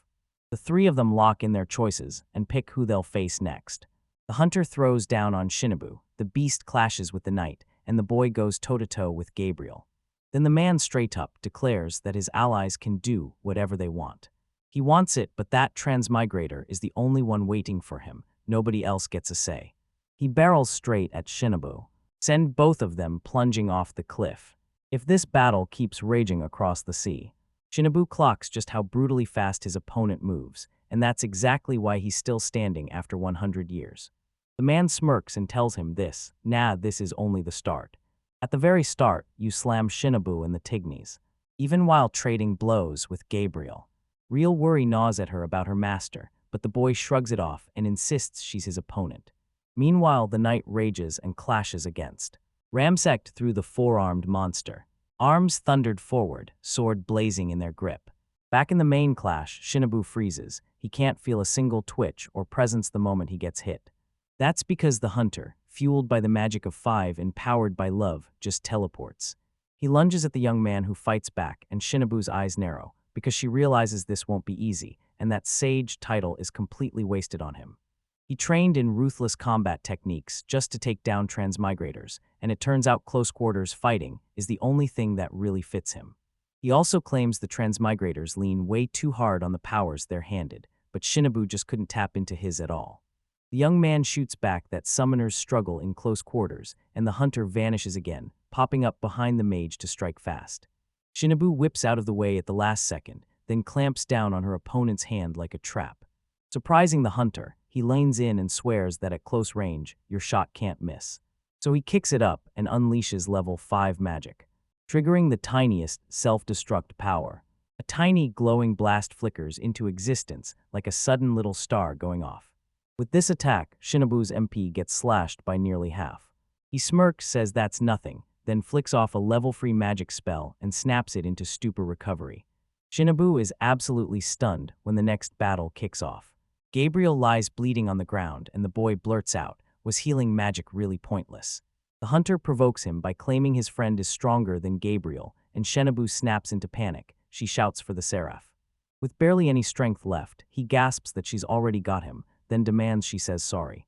Just a few minutes before the dust even settled, the boy snapped on the red sage, and fury burned in his words as he declared he may look like a kid, but he's an ancient powerhouse who can wield every kind of magic. Beaming like he's fearless, he tells her, meeting you is pure joy. He hurls magical explosions at her, then barrels straight in like a storm. Somehow Gabrielle slips out of the way and swings her spear at him from behind. The blade's tip is so close it almost kisses his eye. But the voice makes her flinch, then launches a spear from the grout. With level-free magic, he flips and tumbles straight into the frozen queen's power. It froze a chunk of the seawater into a tiny iceberg. Iceberg Gabriel crashes onto the ice to strike, but the second she tries to swing her spear, her whole body starts dragging like it's underwater. She realizes the sage is hitting her with a mind interference spell, so she panics, moves fast, and rushes in to help Shinobu. The sage cuts in, asking why she's stalling, and warns that if she keeps hesitating like this, she'll never be able to beat him. They're the same relentless call-off guard and those magical, the ones that never change. Cold chains yanked her down, pinning her to the frozen ground. He admits he's not eternal at all, and then confesses how he keeps his face looking the same, by mixing red food from the blood of young women and children. Then he tells Gabriel he wants her fused into him, walking closer, promising he'll enjoy her first, then tossing her aside, smugly assuring her he knows exactly how to make a woman melt. The night closes in, and the beasts are hunting too, right alongside it. As a brutal, high-stakes clash where every move hits like a thunderbolt, the four-armed monster lunges in and unleashes its attack on. The knight crashes down to the ground, and it won't stop. Wounded and breathing hard, he snarls that the beast has to be rusted out, like he's been too long away. Because he'd been stuck without real opponents. But that knight can't stand a chance against his brutal six-sword style. Only transmigrators can truly satisfy him, so the knight can't even reach the beast with his arms, and Dread claws at him as he realizes, at this rate, he's about to get crushed. Anxious, Alice can't look away from the fight. The four-horned beast sneers that this knight is nothing next to his friends, then dares him to throw in the towel, because in moments he'll tear him apart. The knight won't let go. He shot to his feet and blurted out his. That's when he burst in to rescue his friend. The beast promises, "I'll spot you, because I'll recognize you for the warrior you are." And then, like the world can't wait, Knight comes sprinting in. Back at the main battlefield, Hunter tells Shinobu the outcome is already locked in, and the kid just smirks. Of course it is. Someone who levels up with dirty tricks would expect nothing less. Shinobu steps in and blurts that she wants to ask him one thing before they eliminate him.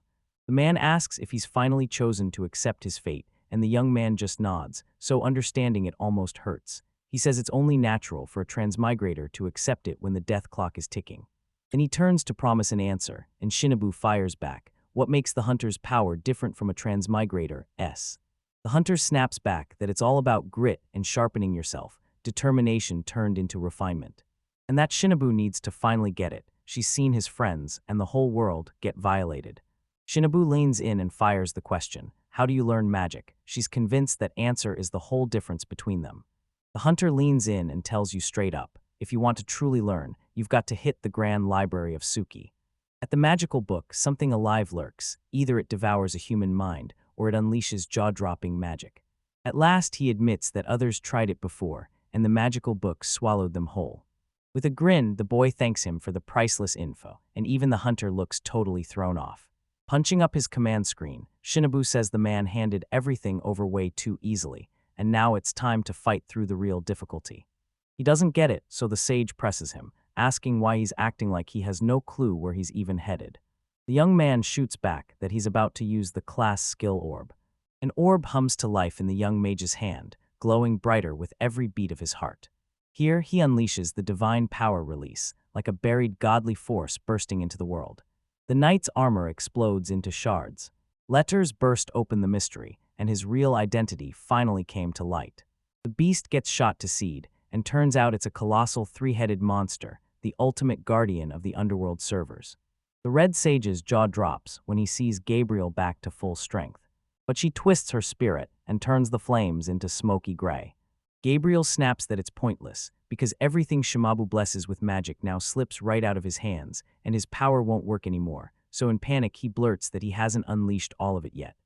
Suddenly, tentacles coil around the sage, and he snaps that he never even wanted to use them, because they only make him look ugly. Then he morphs into a colossal kraken, towering over everything. One single punch, Gabriel's whole impact in the bow, and it lands like a thunderclap. Gabriel rips into action and shatters a piece of his own body. The monster shrieks in pure shock. And just minutes ago, she wasn't this strong at all. She tells her that Shinobu's power is a big reason, then she snickers and taunts him, saying he's turned into an old, ugly mess. A grotesque monster, and the perfect victim standing right there, ready to be crushed. On Gabriel's profile, she's crowned the top-ranked seraph of the nine, utterly obsessed with her master, and hiding a secret trait that'll blow your mind. Aficionado, say no more, show it. Desperate, the hunter presses him for what happened. Shinobu admits he doesn't know for sure, but snaps that the hunter's just talking nonstop, even asking what his NPC personality is. He even spills that Alice warned him the hunter was exactly this kind of person. So you've got to step in, smile on cue, and put on an act. He's furious to admit that those recovery items only save you in emergencies, and then the hunter leans in, asking straight up if Shinobu's been acting weak this whole time. The young man replies that he plays it smart, admits the hunter is terrifyingly strong, and keeps his strategy locked in. But this is where his story slams shut, right here. After the update dropped, summoners got slapped with a brutal nerf, so the devs rolled out a brand new counter skill that multiplies every summon creature's stats by 17 times. The four-armed sage finally cracks. He had absolutely no clue he was going up against a monster. Cerberus clamps his jaws around the sword, yanks it into his grip, and struts around like he's challenging a real duelist, leaving the guy to wonder if he should actually call this three-headed monster a swordsman. Saying, "Come at me and you'll get massacred." A secret hangs in the air, then, sword in hand, the wolf explodes forward to charge. A pack that smashes the four-armed beast's weapon to pieces. Then he froze in total shock, barely able to believe it. Meanwhile, what's left of the kraken gets melted down into a hideous pile of flesh. Gabrielle readies her next strike, but the sage barks at her to hold back and wait. Wait, she tells him he tried to wipe out Shinobu while hiding as a child, so now it's time to face divine judgment. Confused, he blurts out what divine judgment even means, and before he can process it, Gabriel clocks him with a punch.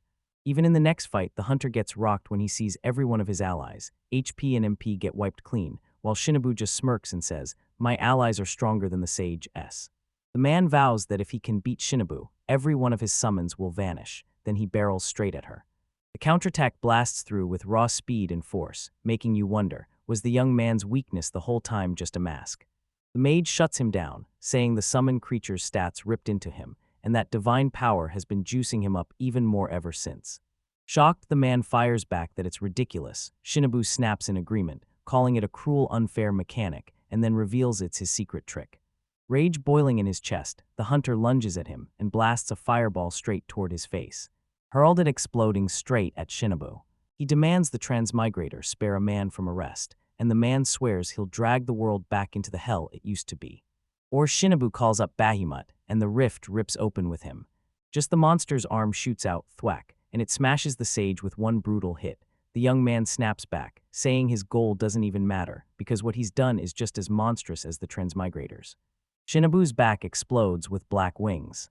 Abu watching the fight from where she's standing, eyes locked on every clash. Alice can see Shinobu's magic circles blazing, and she can even make out every summoned being he calls forth. The sage lines in and demands to know, so what is it? Shinobu calls down the thunderous might of the divine flame dragon emperor. A massive burst of raw energy rockets forward toward the sage as he erupts and blows everything apart. Everything still, even on the brink of defeat, he can't stop himself from thinking about cutting out the transmigrators. Shinobu asks if you'll stop trying to change his way of life, but you flat out refuse, because you've already lost too much, just like he did, and he's determined you won't take one more thing without paying for it. Muttering a few words in another language, he snaps into motion and launches his next attack. Swearing he'll never, ever quit, he whips around and tries to hit Shinobu from behind. Out of nowhere, a spear rockets from Alice and slams into him. The man's jaw drops as the girl launches a fearless, in-your-face attack. She snaps back, swearing she always knew he'd go down fighting, right to the very end. Because the two of them, yeah, I'm saying it for real. Confirming with zero doubt that they're truly the exact same. Alice leans in to tell Shinobu that when it's finally done, her tears hit like thunder, because in that moment she remembers her parents and every soul from her village, and then, at last, she feels the pain she lost turn into real, hard-earned revenge. Shinobu gently places a hand on her head and tells her, it's okay. Day drags on, and Alice's sobs only get louder, more as she clings to her master with everything she has. Gabriel bursts in and demands Shinobu answer him. If any drop items fall off the bodies, she can grab them. One piece of equipment instantly hooks his eye, and he activates his appraisal ability to size it up. The demonic eyes of the three sages, made by them, can spy on transmigrators through their soul wavelength, all the way up to level 20. He grips the tool in his hands and studies it again, totally stunned that they managed to forge something this incredible. He exhales in relief. Megumi's about to step into this world, and he wishes they could have tracked her sooner, before her adoptive father made things harder. Then he grips the item and tells himself it could finally give him a real shot at finding his sister once she lands in Levita. And with that, he knows he's finally made real, massive progress. Now all that's left is comedy, and to pull it off, he's got to get even tougher and show up stronger. Alice is back at the academy, 2 whole weeks after everything went down. Beatrix, with a missing tooth and a crooked grin, shrugs and tells Alice, I don't mind, come be my friend. She couldn't believe what she'd just heard, and it hit her like a punch to the gut.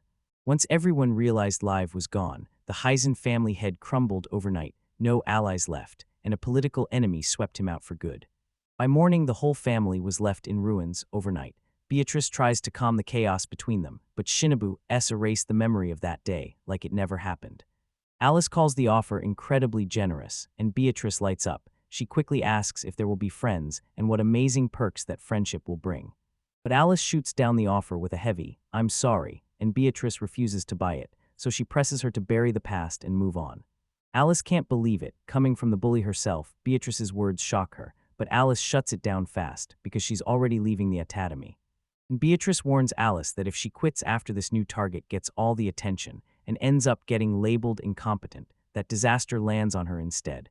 Two other girls are watching the whole thing, and one of them snaps that Beatrice is only getting what she deserves. Alice tears herself away, thanking her for everything she's done before vanishing into the distance. Beatrice is still in shock, but she sprints after her and begs her to wait.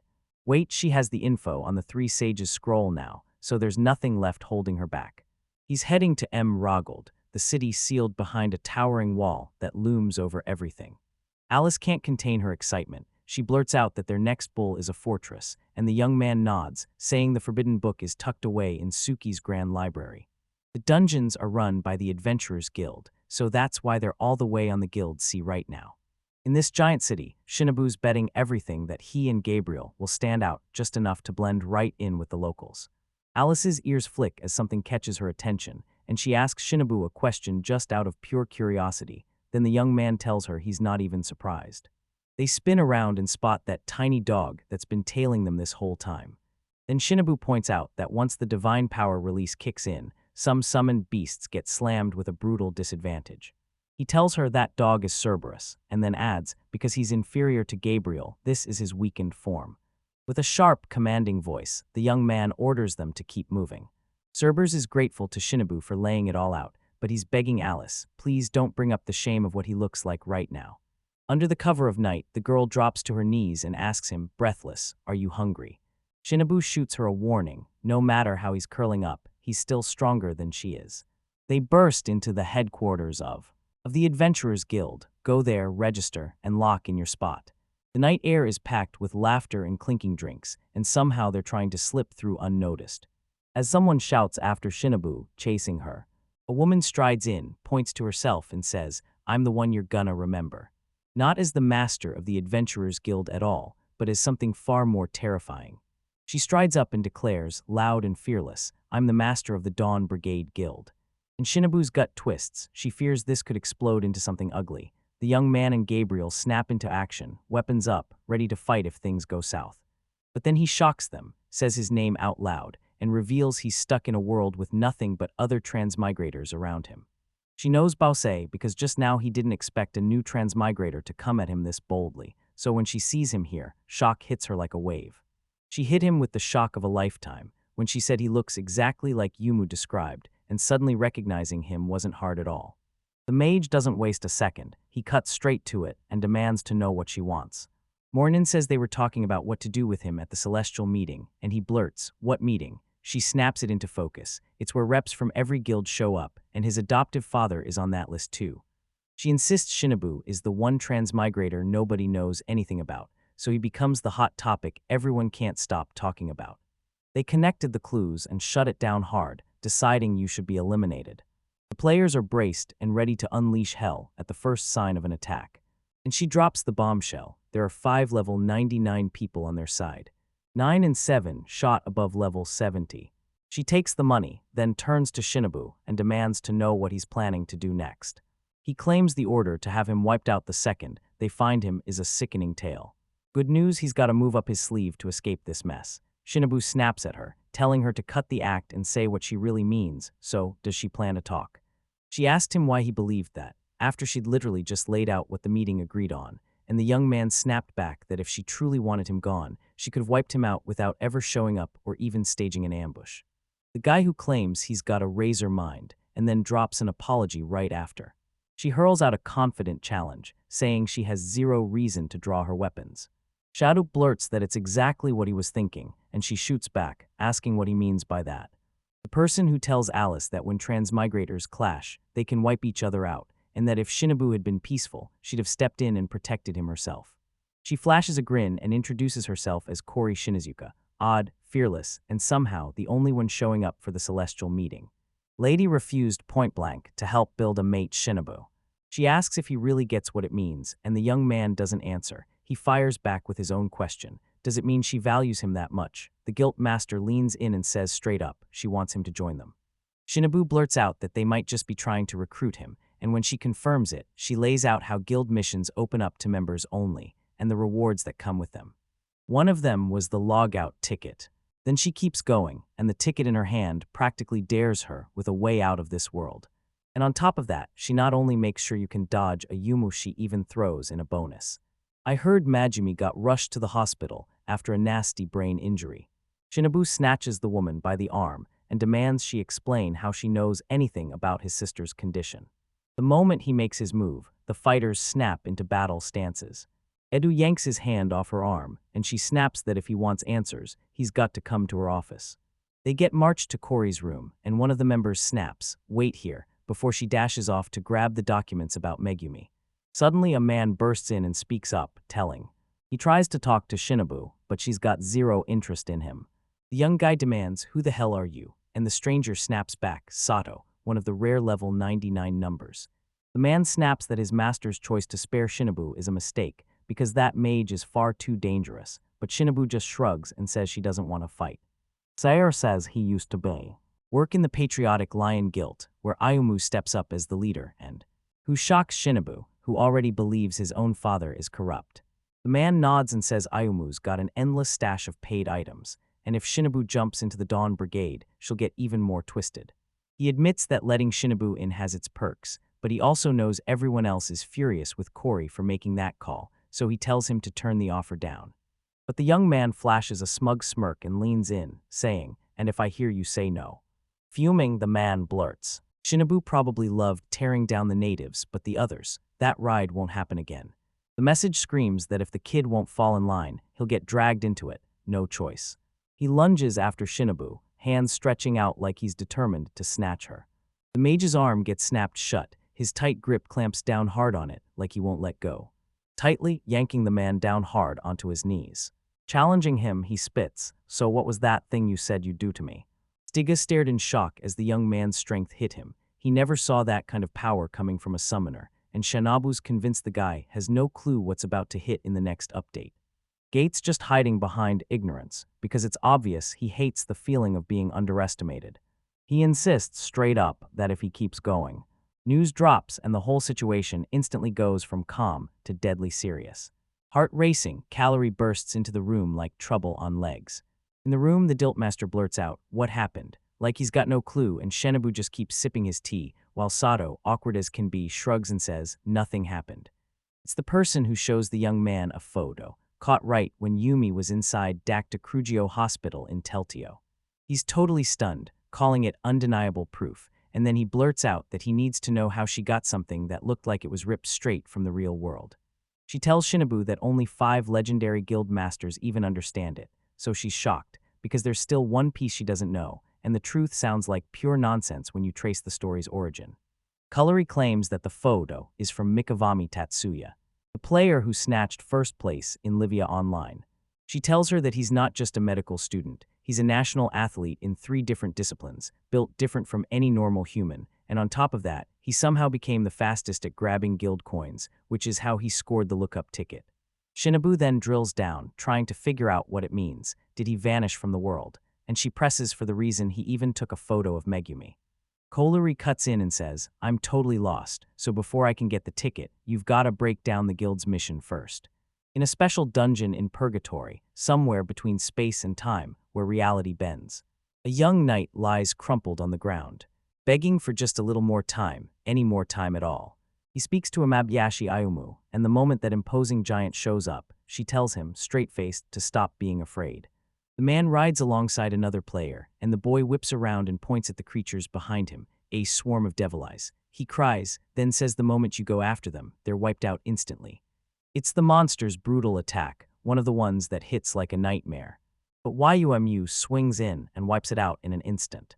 The man explains that's why he handed over the pendant, to dodge instant elimination and slash the odds by 99%. Desperation floods the boy as he snaps back that the chance still isn't 0.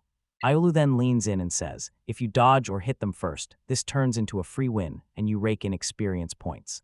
The man insists it was the boy who chased that level 1 luck and claims all his friends are sitting at level 99. Then the boy nods along, but snaps back that instant elimination is way too brutal. And it all keeps piling up until he has no idea this leveling system exists. System kept hammering him to beg for forgiveness. Then, of all things, he smiled. Yumu agrees to forgive him, but the man lurking behind him suddenly steps forward and kicks the boy, sending him tumbling straight into the abyss. This time, the body tumbles straight into one of the monster's mouths.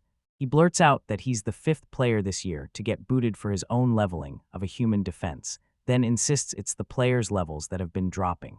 He swears he didn't want to do it, but when it comes to training the low-level scum, there's only one way. And that's exactly why you can't dodge it. And right after that, he bursts into wild laughter. Caloray breaks it all down for Shinobu. Guild missions. Yep, they can be repeated, but only guild members get access. Right now they're just theory, because they won't drop until the next update, and once you sign up for the guild, you can only take them a single time. Guilt crushes him. Shinobu tells him she knows about the missions and asks if the others do too, but the woman snaps back. Since he's not in a guild, he can't know much. She swings the screen around and blasts the guild coin exchange shop in front of us, showing off the weapons lined up in the list.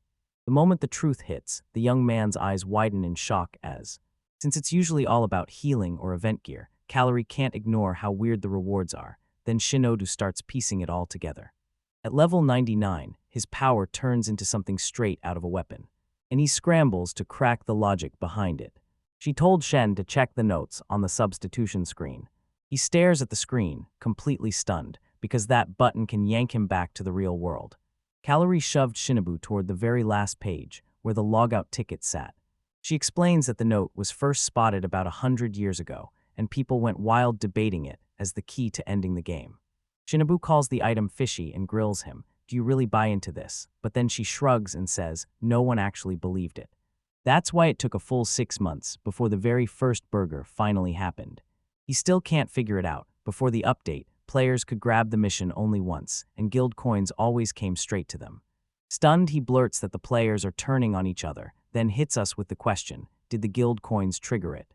She claims some folks saw it that way, but others couldn't force themselves because it felt wrong to their bones. Killary straight up tells us there are a bunch of different kinds of players out there, and nobody knows if a loved one can die and still return to this world, or if the real fear is leaving a child all alone. In just a few words, she makes her stance crystal clear. Taking an enemy's life is her answer. They only needed half a year to learn how the world works, and then boom, players were already scrapping for coins. 4 people pulled off the impossible and got their hands on the logout ticket. Corey says that once that announcement stopped being important for them to keep fighting each other, hope finally sparked. Maybe she could go home again, so she pulls up the major update and shows everyone.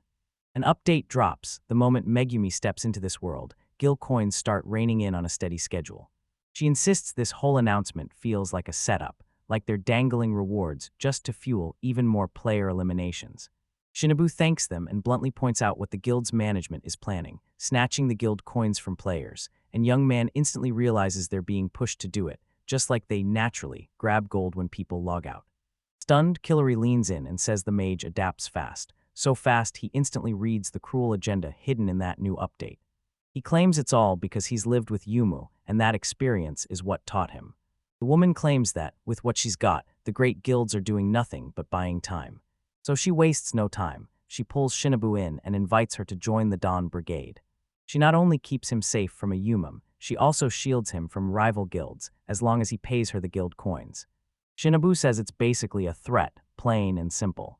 And she snaps into an apology, pitching the upside of carrying that guilt like it's a weapon. She dives into the guild's proposal, pushing the idea that they'll team up and finish every mission together. They teamed up with one mission, gather every coin they could, and finally escape from Levita. Vita leans in, eyes sharp, and asks the young man straight up, do low-level players actually get something out of this? Kaori tells everyone that she and the old hands will stay put, until the very last one finally crawls back into the real world. So yeah, she's made up her mind. She's staying in La Vida, and this whole world better get ready for it. She lays out the real reason behind her unshakable resolve. He stands his ground, vowing to protect the player no matter what. Players because her whole family were cops, and she followed the badge too, serving as a police officer in Japan. Right then, Shinobu snaps and bursts out in a full-on reaction. She bursts into laughter, admitting that what she said is crazy persuasive. Brace your minds, every time a natural disaster hits, people get evacuated first, because no one can come back home until they've helped someone else. 2 strangers lock eyes and shake hands, sealed. A deal is made. Tossed back into that wild special dungeon in Purgatory, Ayumu and his friend team up and gather together. He swears that the moment he gathers the coins and grabs his lookout ticket, the game will finally be over. They spot people sealed inside a giant, squirming mass of flesh, with vein-like tubes cinched to their bodies. Aiwu snaps that this is what happens to anyone who breaks free from the Dane.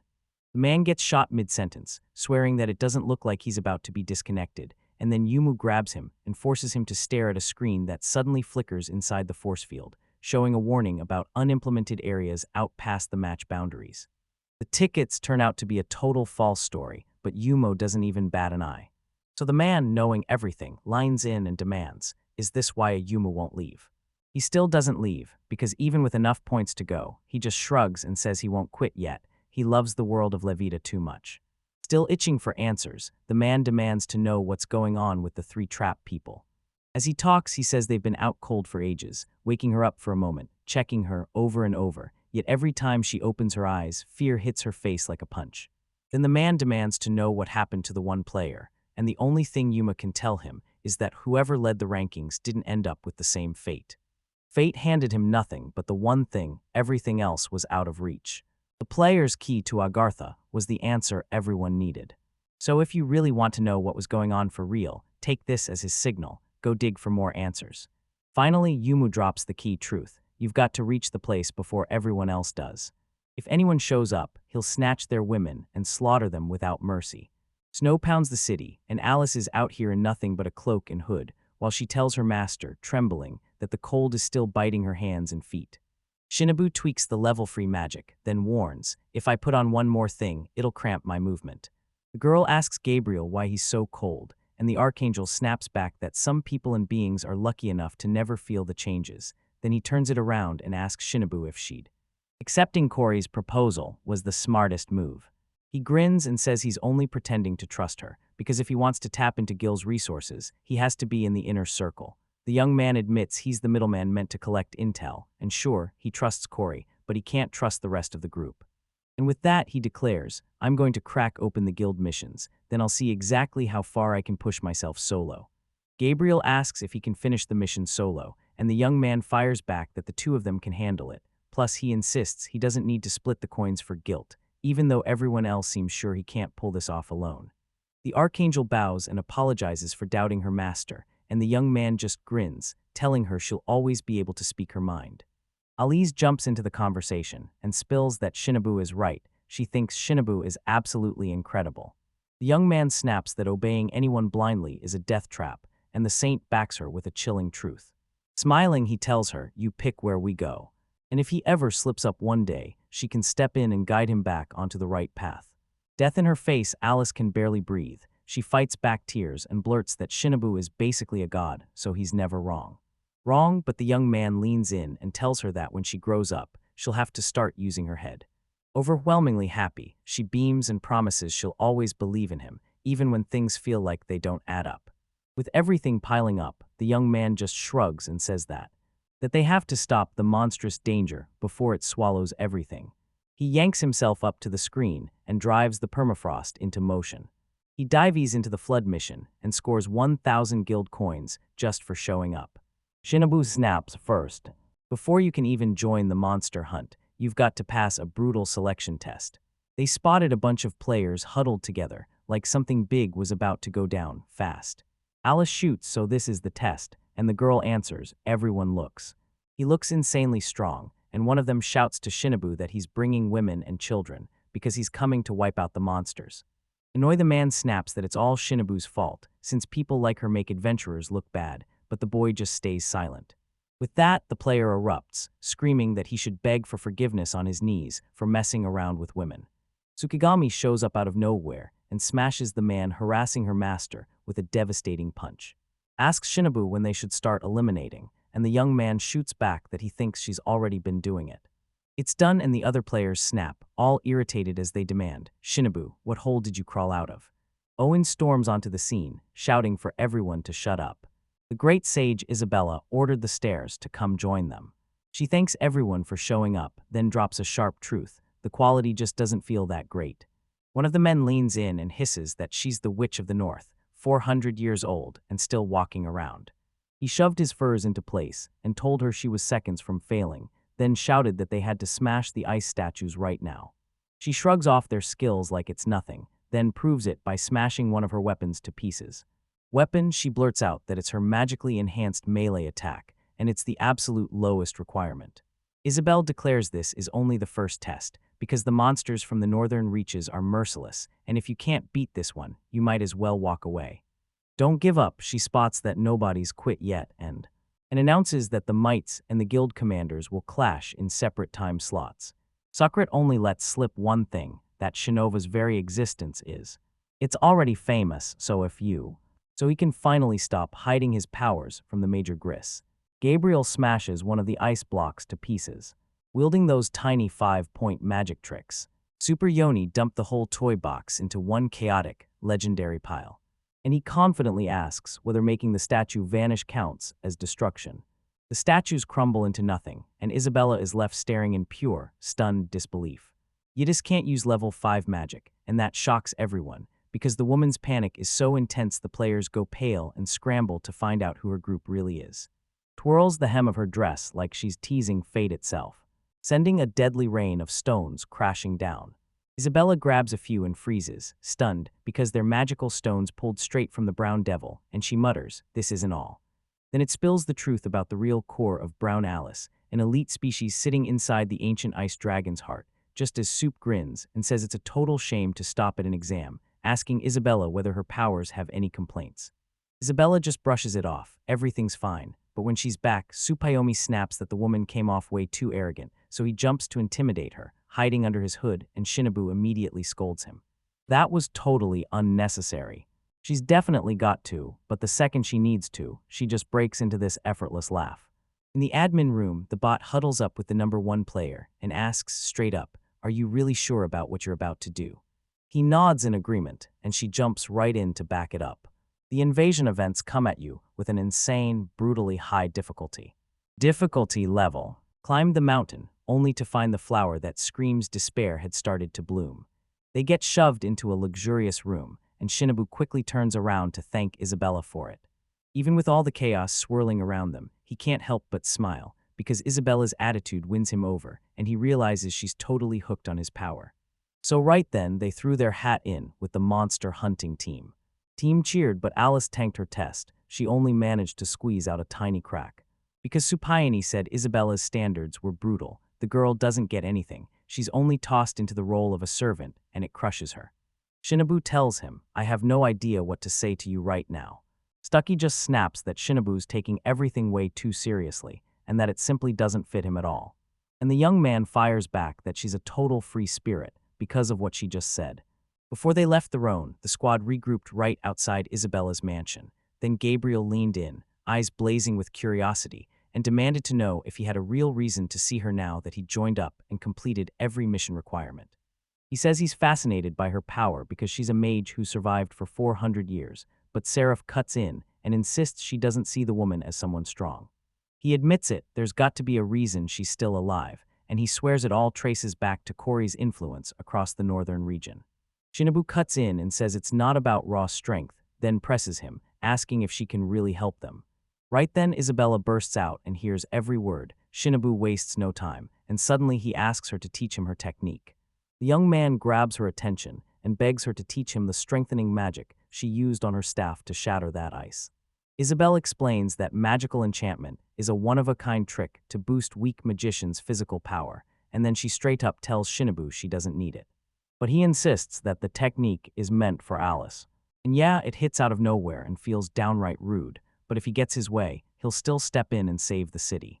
Then he drags her into the city and begs her to train Alice until the girl finally hits the exact skill level she knows and trusts. Alice blurted out, asking Shinobu if he was done training her and whether he planned to ditch her, laughing nervously as the question hung in the air. He snaps back, saying it just hit him. He's not cut out to teach people. He explains that players can cast magic just by remembering it, but the locals pull off razor-precise magical control instead. The mage leans in and asks what Isabella thinks. Then Isabella snaps back that Alice is already stretched to her absolute limit as a conjurer. The one in tells them Alice has real talent, but beastmen aren't built for razor-precise magic control. Then he explains their roots. They're a hunter tribe, raised in both forests and deserts. Alice says her family is the odd one out, magically gifted, sure, but cursed to never be able to match Shinobu. The girl starts crying and blurts out that she won't stay weak, she's determined to become stronger. The young man pulls her into a tight embrace, and the moment hits like a spark. Isabelle grins and drops the bomb that she's his student. Then, at last, she finally accepts the training. Alice's training is brutal. Grueling workouts pound her body, and relentless book reading drills her mind. She stumbles back from another brutal day of training, utterly spent, and blurts to Shinobu that she's going to take a bath, only to realize she's hit her limit, and then the young man asked. Then Gabriel stepped in and offered to help the girl. Alice pounces on the opening to slip into a steaming tub and finally breathe easy in pure comfort. While everything's in motion, she can't stop thinking about how Retranny is pushing her power higher and higher.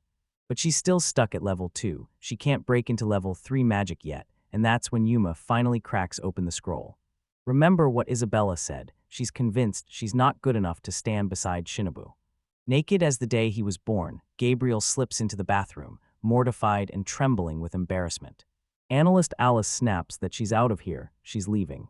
Angel just steps into the tub, and when the girls rush back, Gabriel leans in and tells them Shinobu sent her to take care of her. Alice says it brings her right back to the moment Shinobu found her and pulled her to safety. Boo, with tears streaming down her face, demands, right in front of Gabrielle, "Tell me, am I no longer worthy to stand by my master's side?" The girl blurts out that she's been busting her butt to be useful to Shinobu, but all she can feel is that she's just a burden, because she can't get as strong as a beast. And even after getting her revenge, she still feels pulled back to the forest. But Gabrielle insists the girl is strong and that she used to be a fragile flame, one everybody tried to protect, because it could have gone out at any second. All she ever craved was revenge, but now she's burning bright as a loyal flame. Gabriel insists she's strong because she's loyal to Shinobu, just like Alice, who's strong for the very same reason. Allison Straytup calls that thinking pure musclehead nonsense. Laughing, the girl claims the woman is hilarious and says she isn't even getting it. Gabriel then blurts out, "Wait, did you say something funny?" Content, the girl thanks her with a bright smile and promises she'll give it everything. Suddenly lights blast out and everything goes pitch black. Alice steps up and offers to grab them some light. It may be light, but Gabriel insists it's dangerous. Alice brags that her vision and hearing are razor sharp, so she can still see perfectly even in the. He slipped into the darkness and demanded she wait. Shinobu bursts in, lantern blazing in her hands. She bumps into Alice by accident, and right then, down she goes, crashing to the ground. He freezes when he realizes the girl is standing there without a stitch, snaps his hand over his eyes, and blurts out an apology.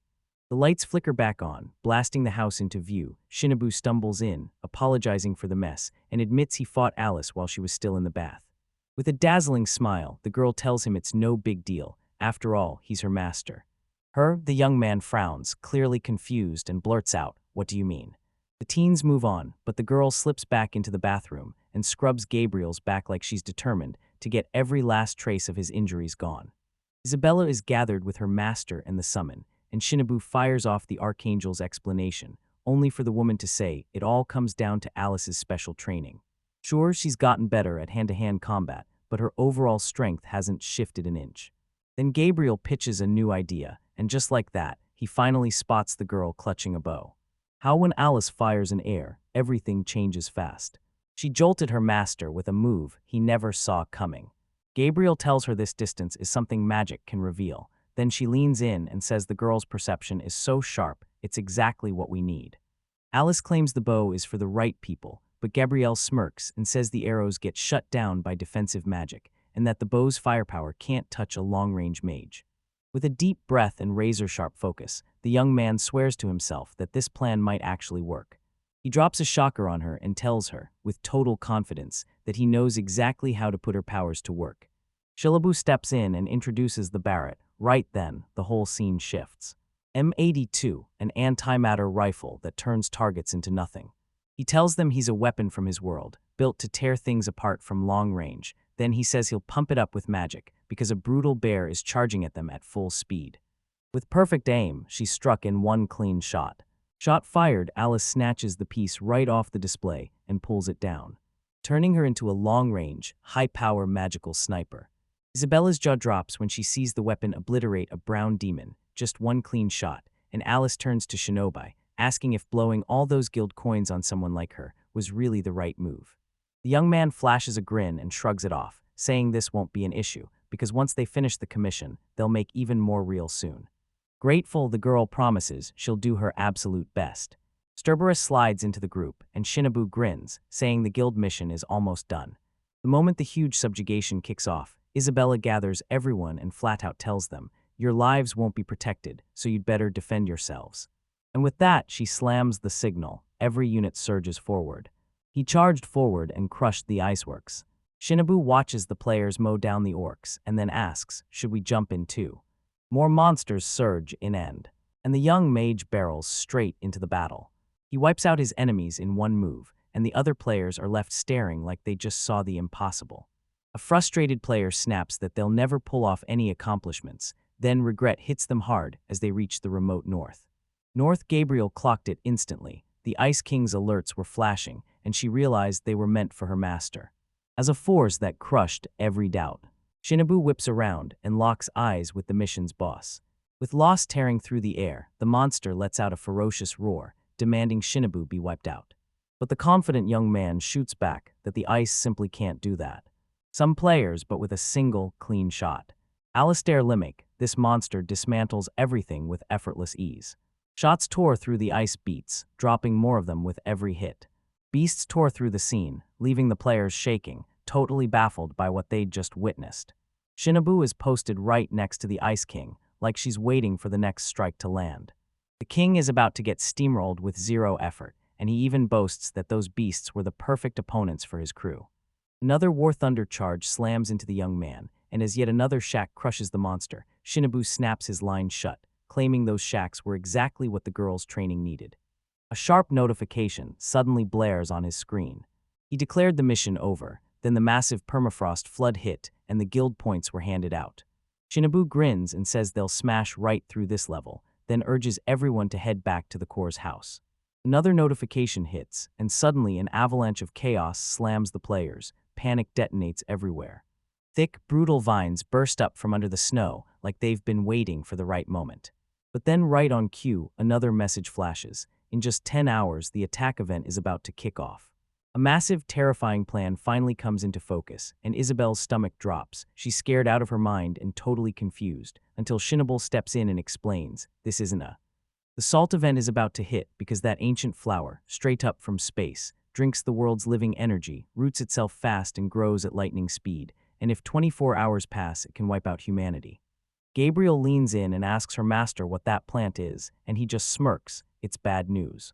Levita's attack event is one of the game's toughest missions, slammed in right after launch, where you just keep laying into the boss nonstop with attacks, and that's why Lavia shows up here.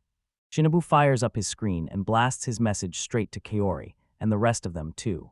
He's going along, right up until a notification pops up and warns that he's skating way too close to the player limit, one left. Shinobu spirals into panic at the idea of facing that attack all by himself, his group. The whole group sprints for their lives, dodging those crushing, powerful roots, and the mage shouts for them to haul it back to the city. The other players rush toward the city, but a brutal barrier slams them out. No one gets inside. And then Messick snaps back, declaring that entry is a total no-go while the mission is running. The players panic, terrified the plant will wipe them out for good. One of them straight up blames Shinobu's summons for everything that's going wrong. At the start of the attack, this young man knows the area is cut off and he can't reach the others, while Alice's face twists with confusion because she has no idea what any of this is even supposed to mean.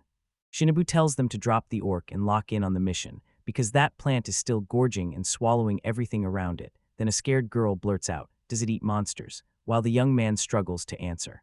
Firm's insisting it's booming right as we speak. Isabella bursts onto the scene, screams that the whole city is spiraling into chaos, and begs Shinobu to lend her his strength.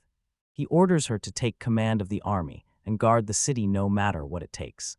So yeah, stop just looking at those lists and go ask him where he'll do it next in the... And the mage shoots back that he'll crush the ancient flower's main body. Isabella freezes in shock, and the young man just calmly tells her they've got it covered. Then he calls in Gabriel, Supiomi, and his servers. Boom, everything snaps back to normal. And tells Alice to wait right there for him. She's clearly heartbroken, but he leans in and tells her, "Stand strong, protect this city, and know I'm counting on you." Alice's face lights up with joy as she declares, "I'll protect everyone." A few hours later, that flower has shot up even bigger than before. Sufiomi fires off a question, so what's the plan? And Shinobu just smiles, brushing it off with, for now. In just 20 seconds, it'll tear into the roots, so he tells Gabriel to go all out and demand the servers unleash its power to shield everyone. Tsukidomi cuts him off and says he doesn't have to explain, she already knows exactly what to do. Proudly, he tells him to get ready. In the middle of the city, Alice clenched her weapon and got ready to strike, while Isabelle rallied her arm like a war commander. Then the assault finally slams in, and Shinobu whips out his flight ability to launch straight into the chaos. They slam into the roots with a whole inch of flour, leaving the ground shaking under every attack. A flour that somehow packs a tiny 5 magic punch. Gabriel hurls a holy nuclea and unleashes it in full force. A nuclear bombardment detonated, unleashing a colossal explosion that lit up everything. The young mage leaps into but the moment he checks his stats, he realizes the attack barely scratched him. His HP drops by a miserable 1%, if that, unmasking his real form for everyone to see. And Gabriel shoots a question. Shimabu, are you telling me that ancient flower is real? Then the flower's main body finally bursts into view, fully revealed.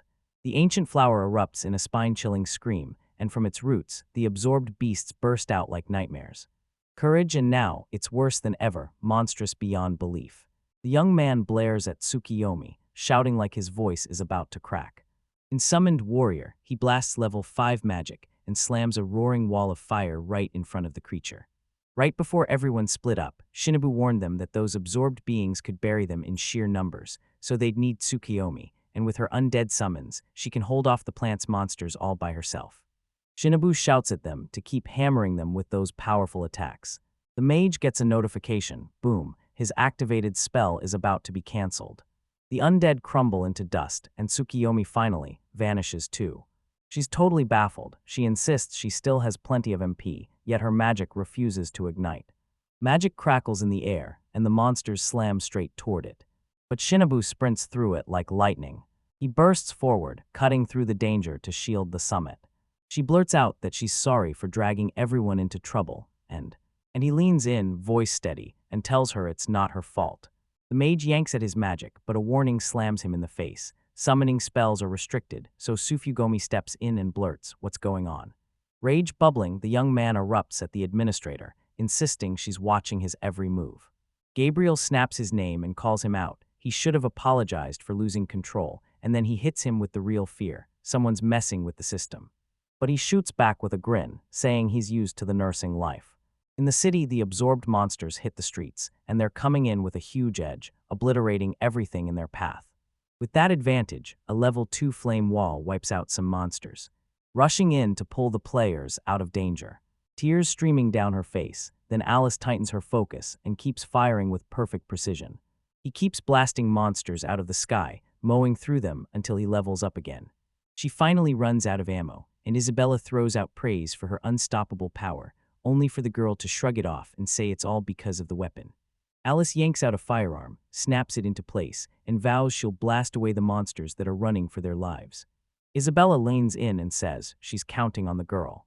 In Ali, a player crouches in the shadows, replaying Shinobu and his crew who smashed the monsters, and he steels himself to push even harder. Then Alice comes up behind him, and just as she gets close, he jerks out his sword, totally oblivious to the beast looming behind them.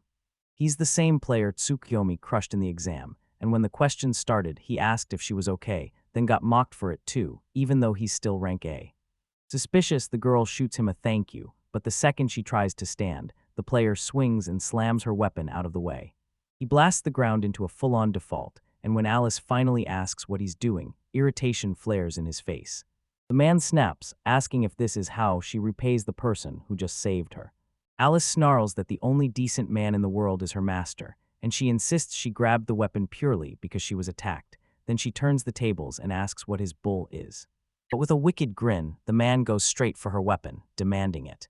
He admits he watched her wipe out the monsters, then he lashes out, calling her selfish for hoarding her items.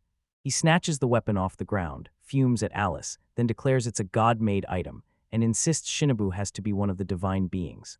Finger tight on the trigger, he spits out that it drives him insane. The girl declares that only she can use the weapon, and then the whole world locks in around that truth. He tells her the weapon is meant to guard her, and that means she has to matter to Shinobu. Shinobu snapped that women have it easy when it comes to getting what they want, and then the guy flipped the whole thing, picking her instead of her, using her feminine charm to clinch the win. On the ground, the girl fights back for her master and demands to know why he's doing this. He lunges back in, kicks her again, and rips at her to force her clothes off, saying he can't pay for the items, so she'll have fun with her instead. Pinning her there, he leans in and tells her it's perfect, that she hasn't lost her innocence yet.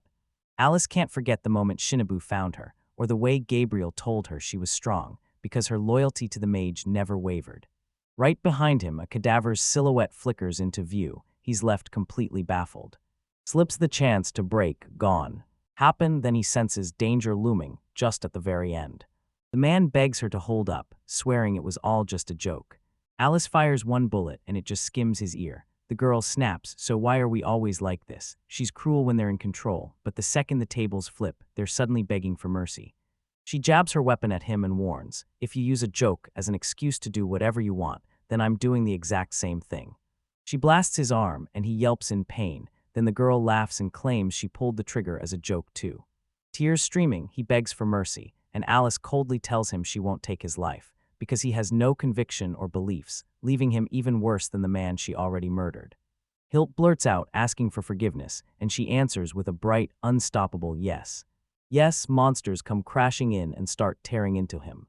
Alice can barely hold back a laugh as she admits it. Turns out, only she was willing to forgive him in the end.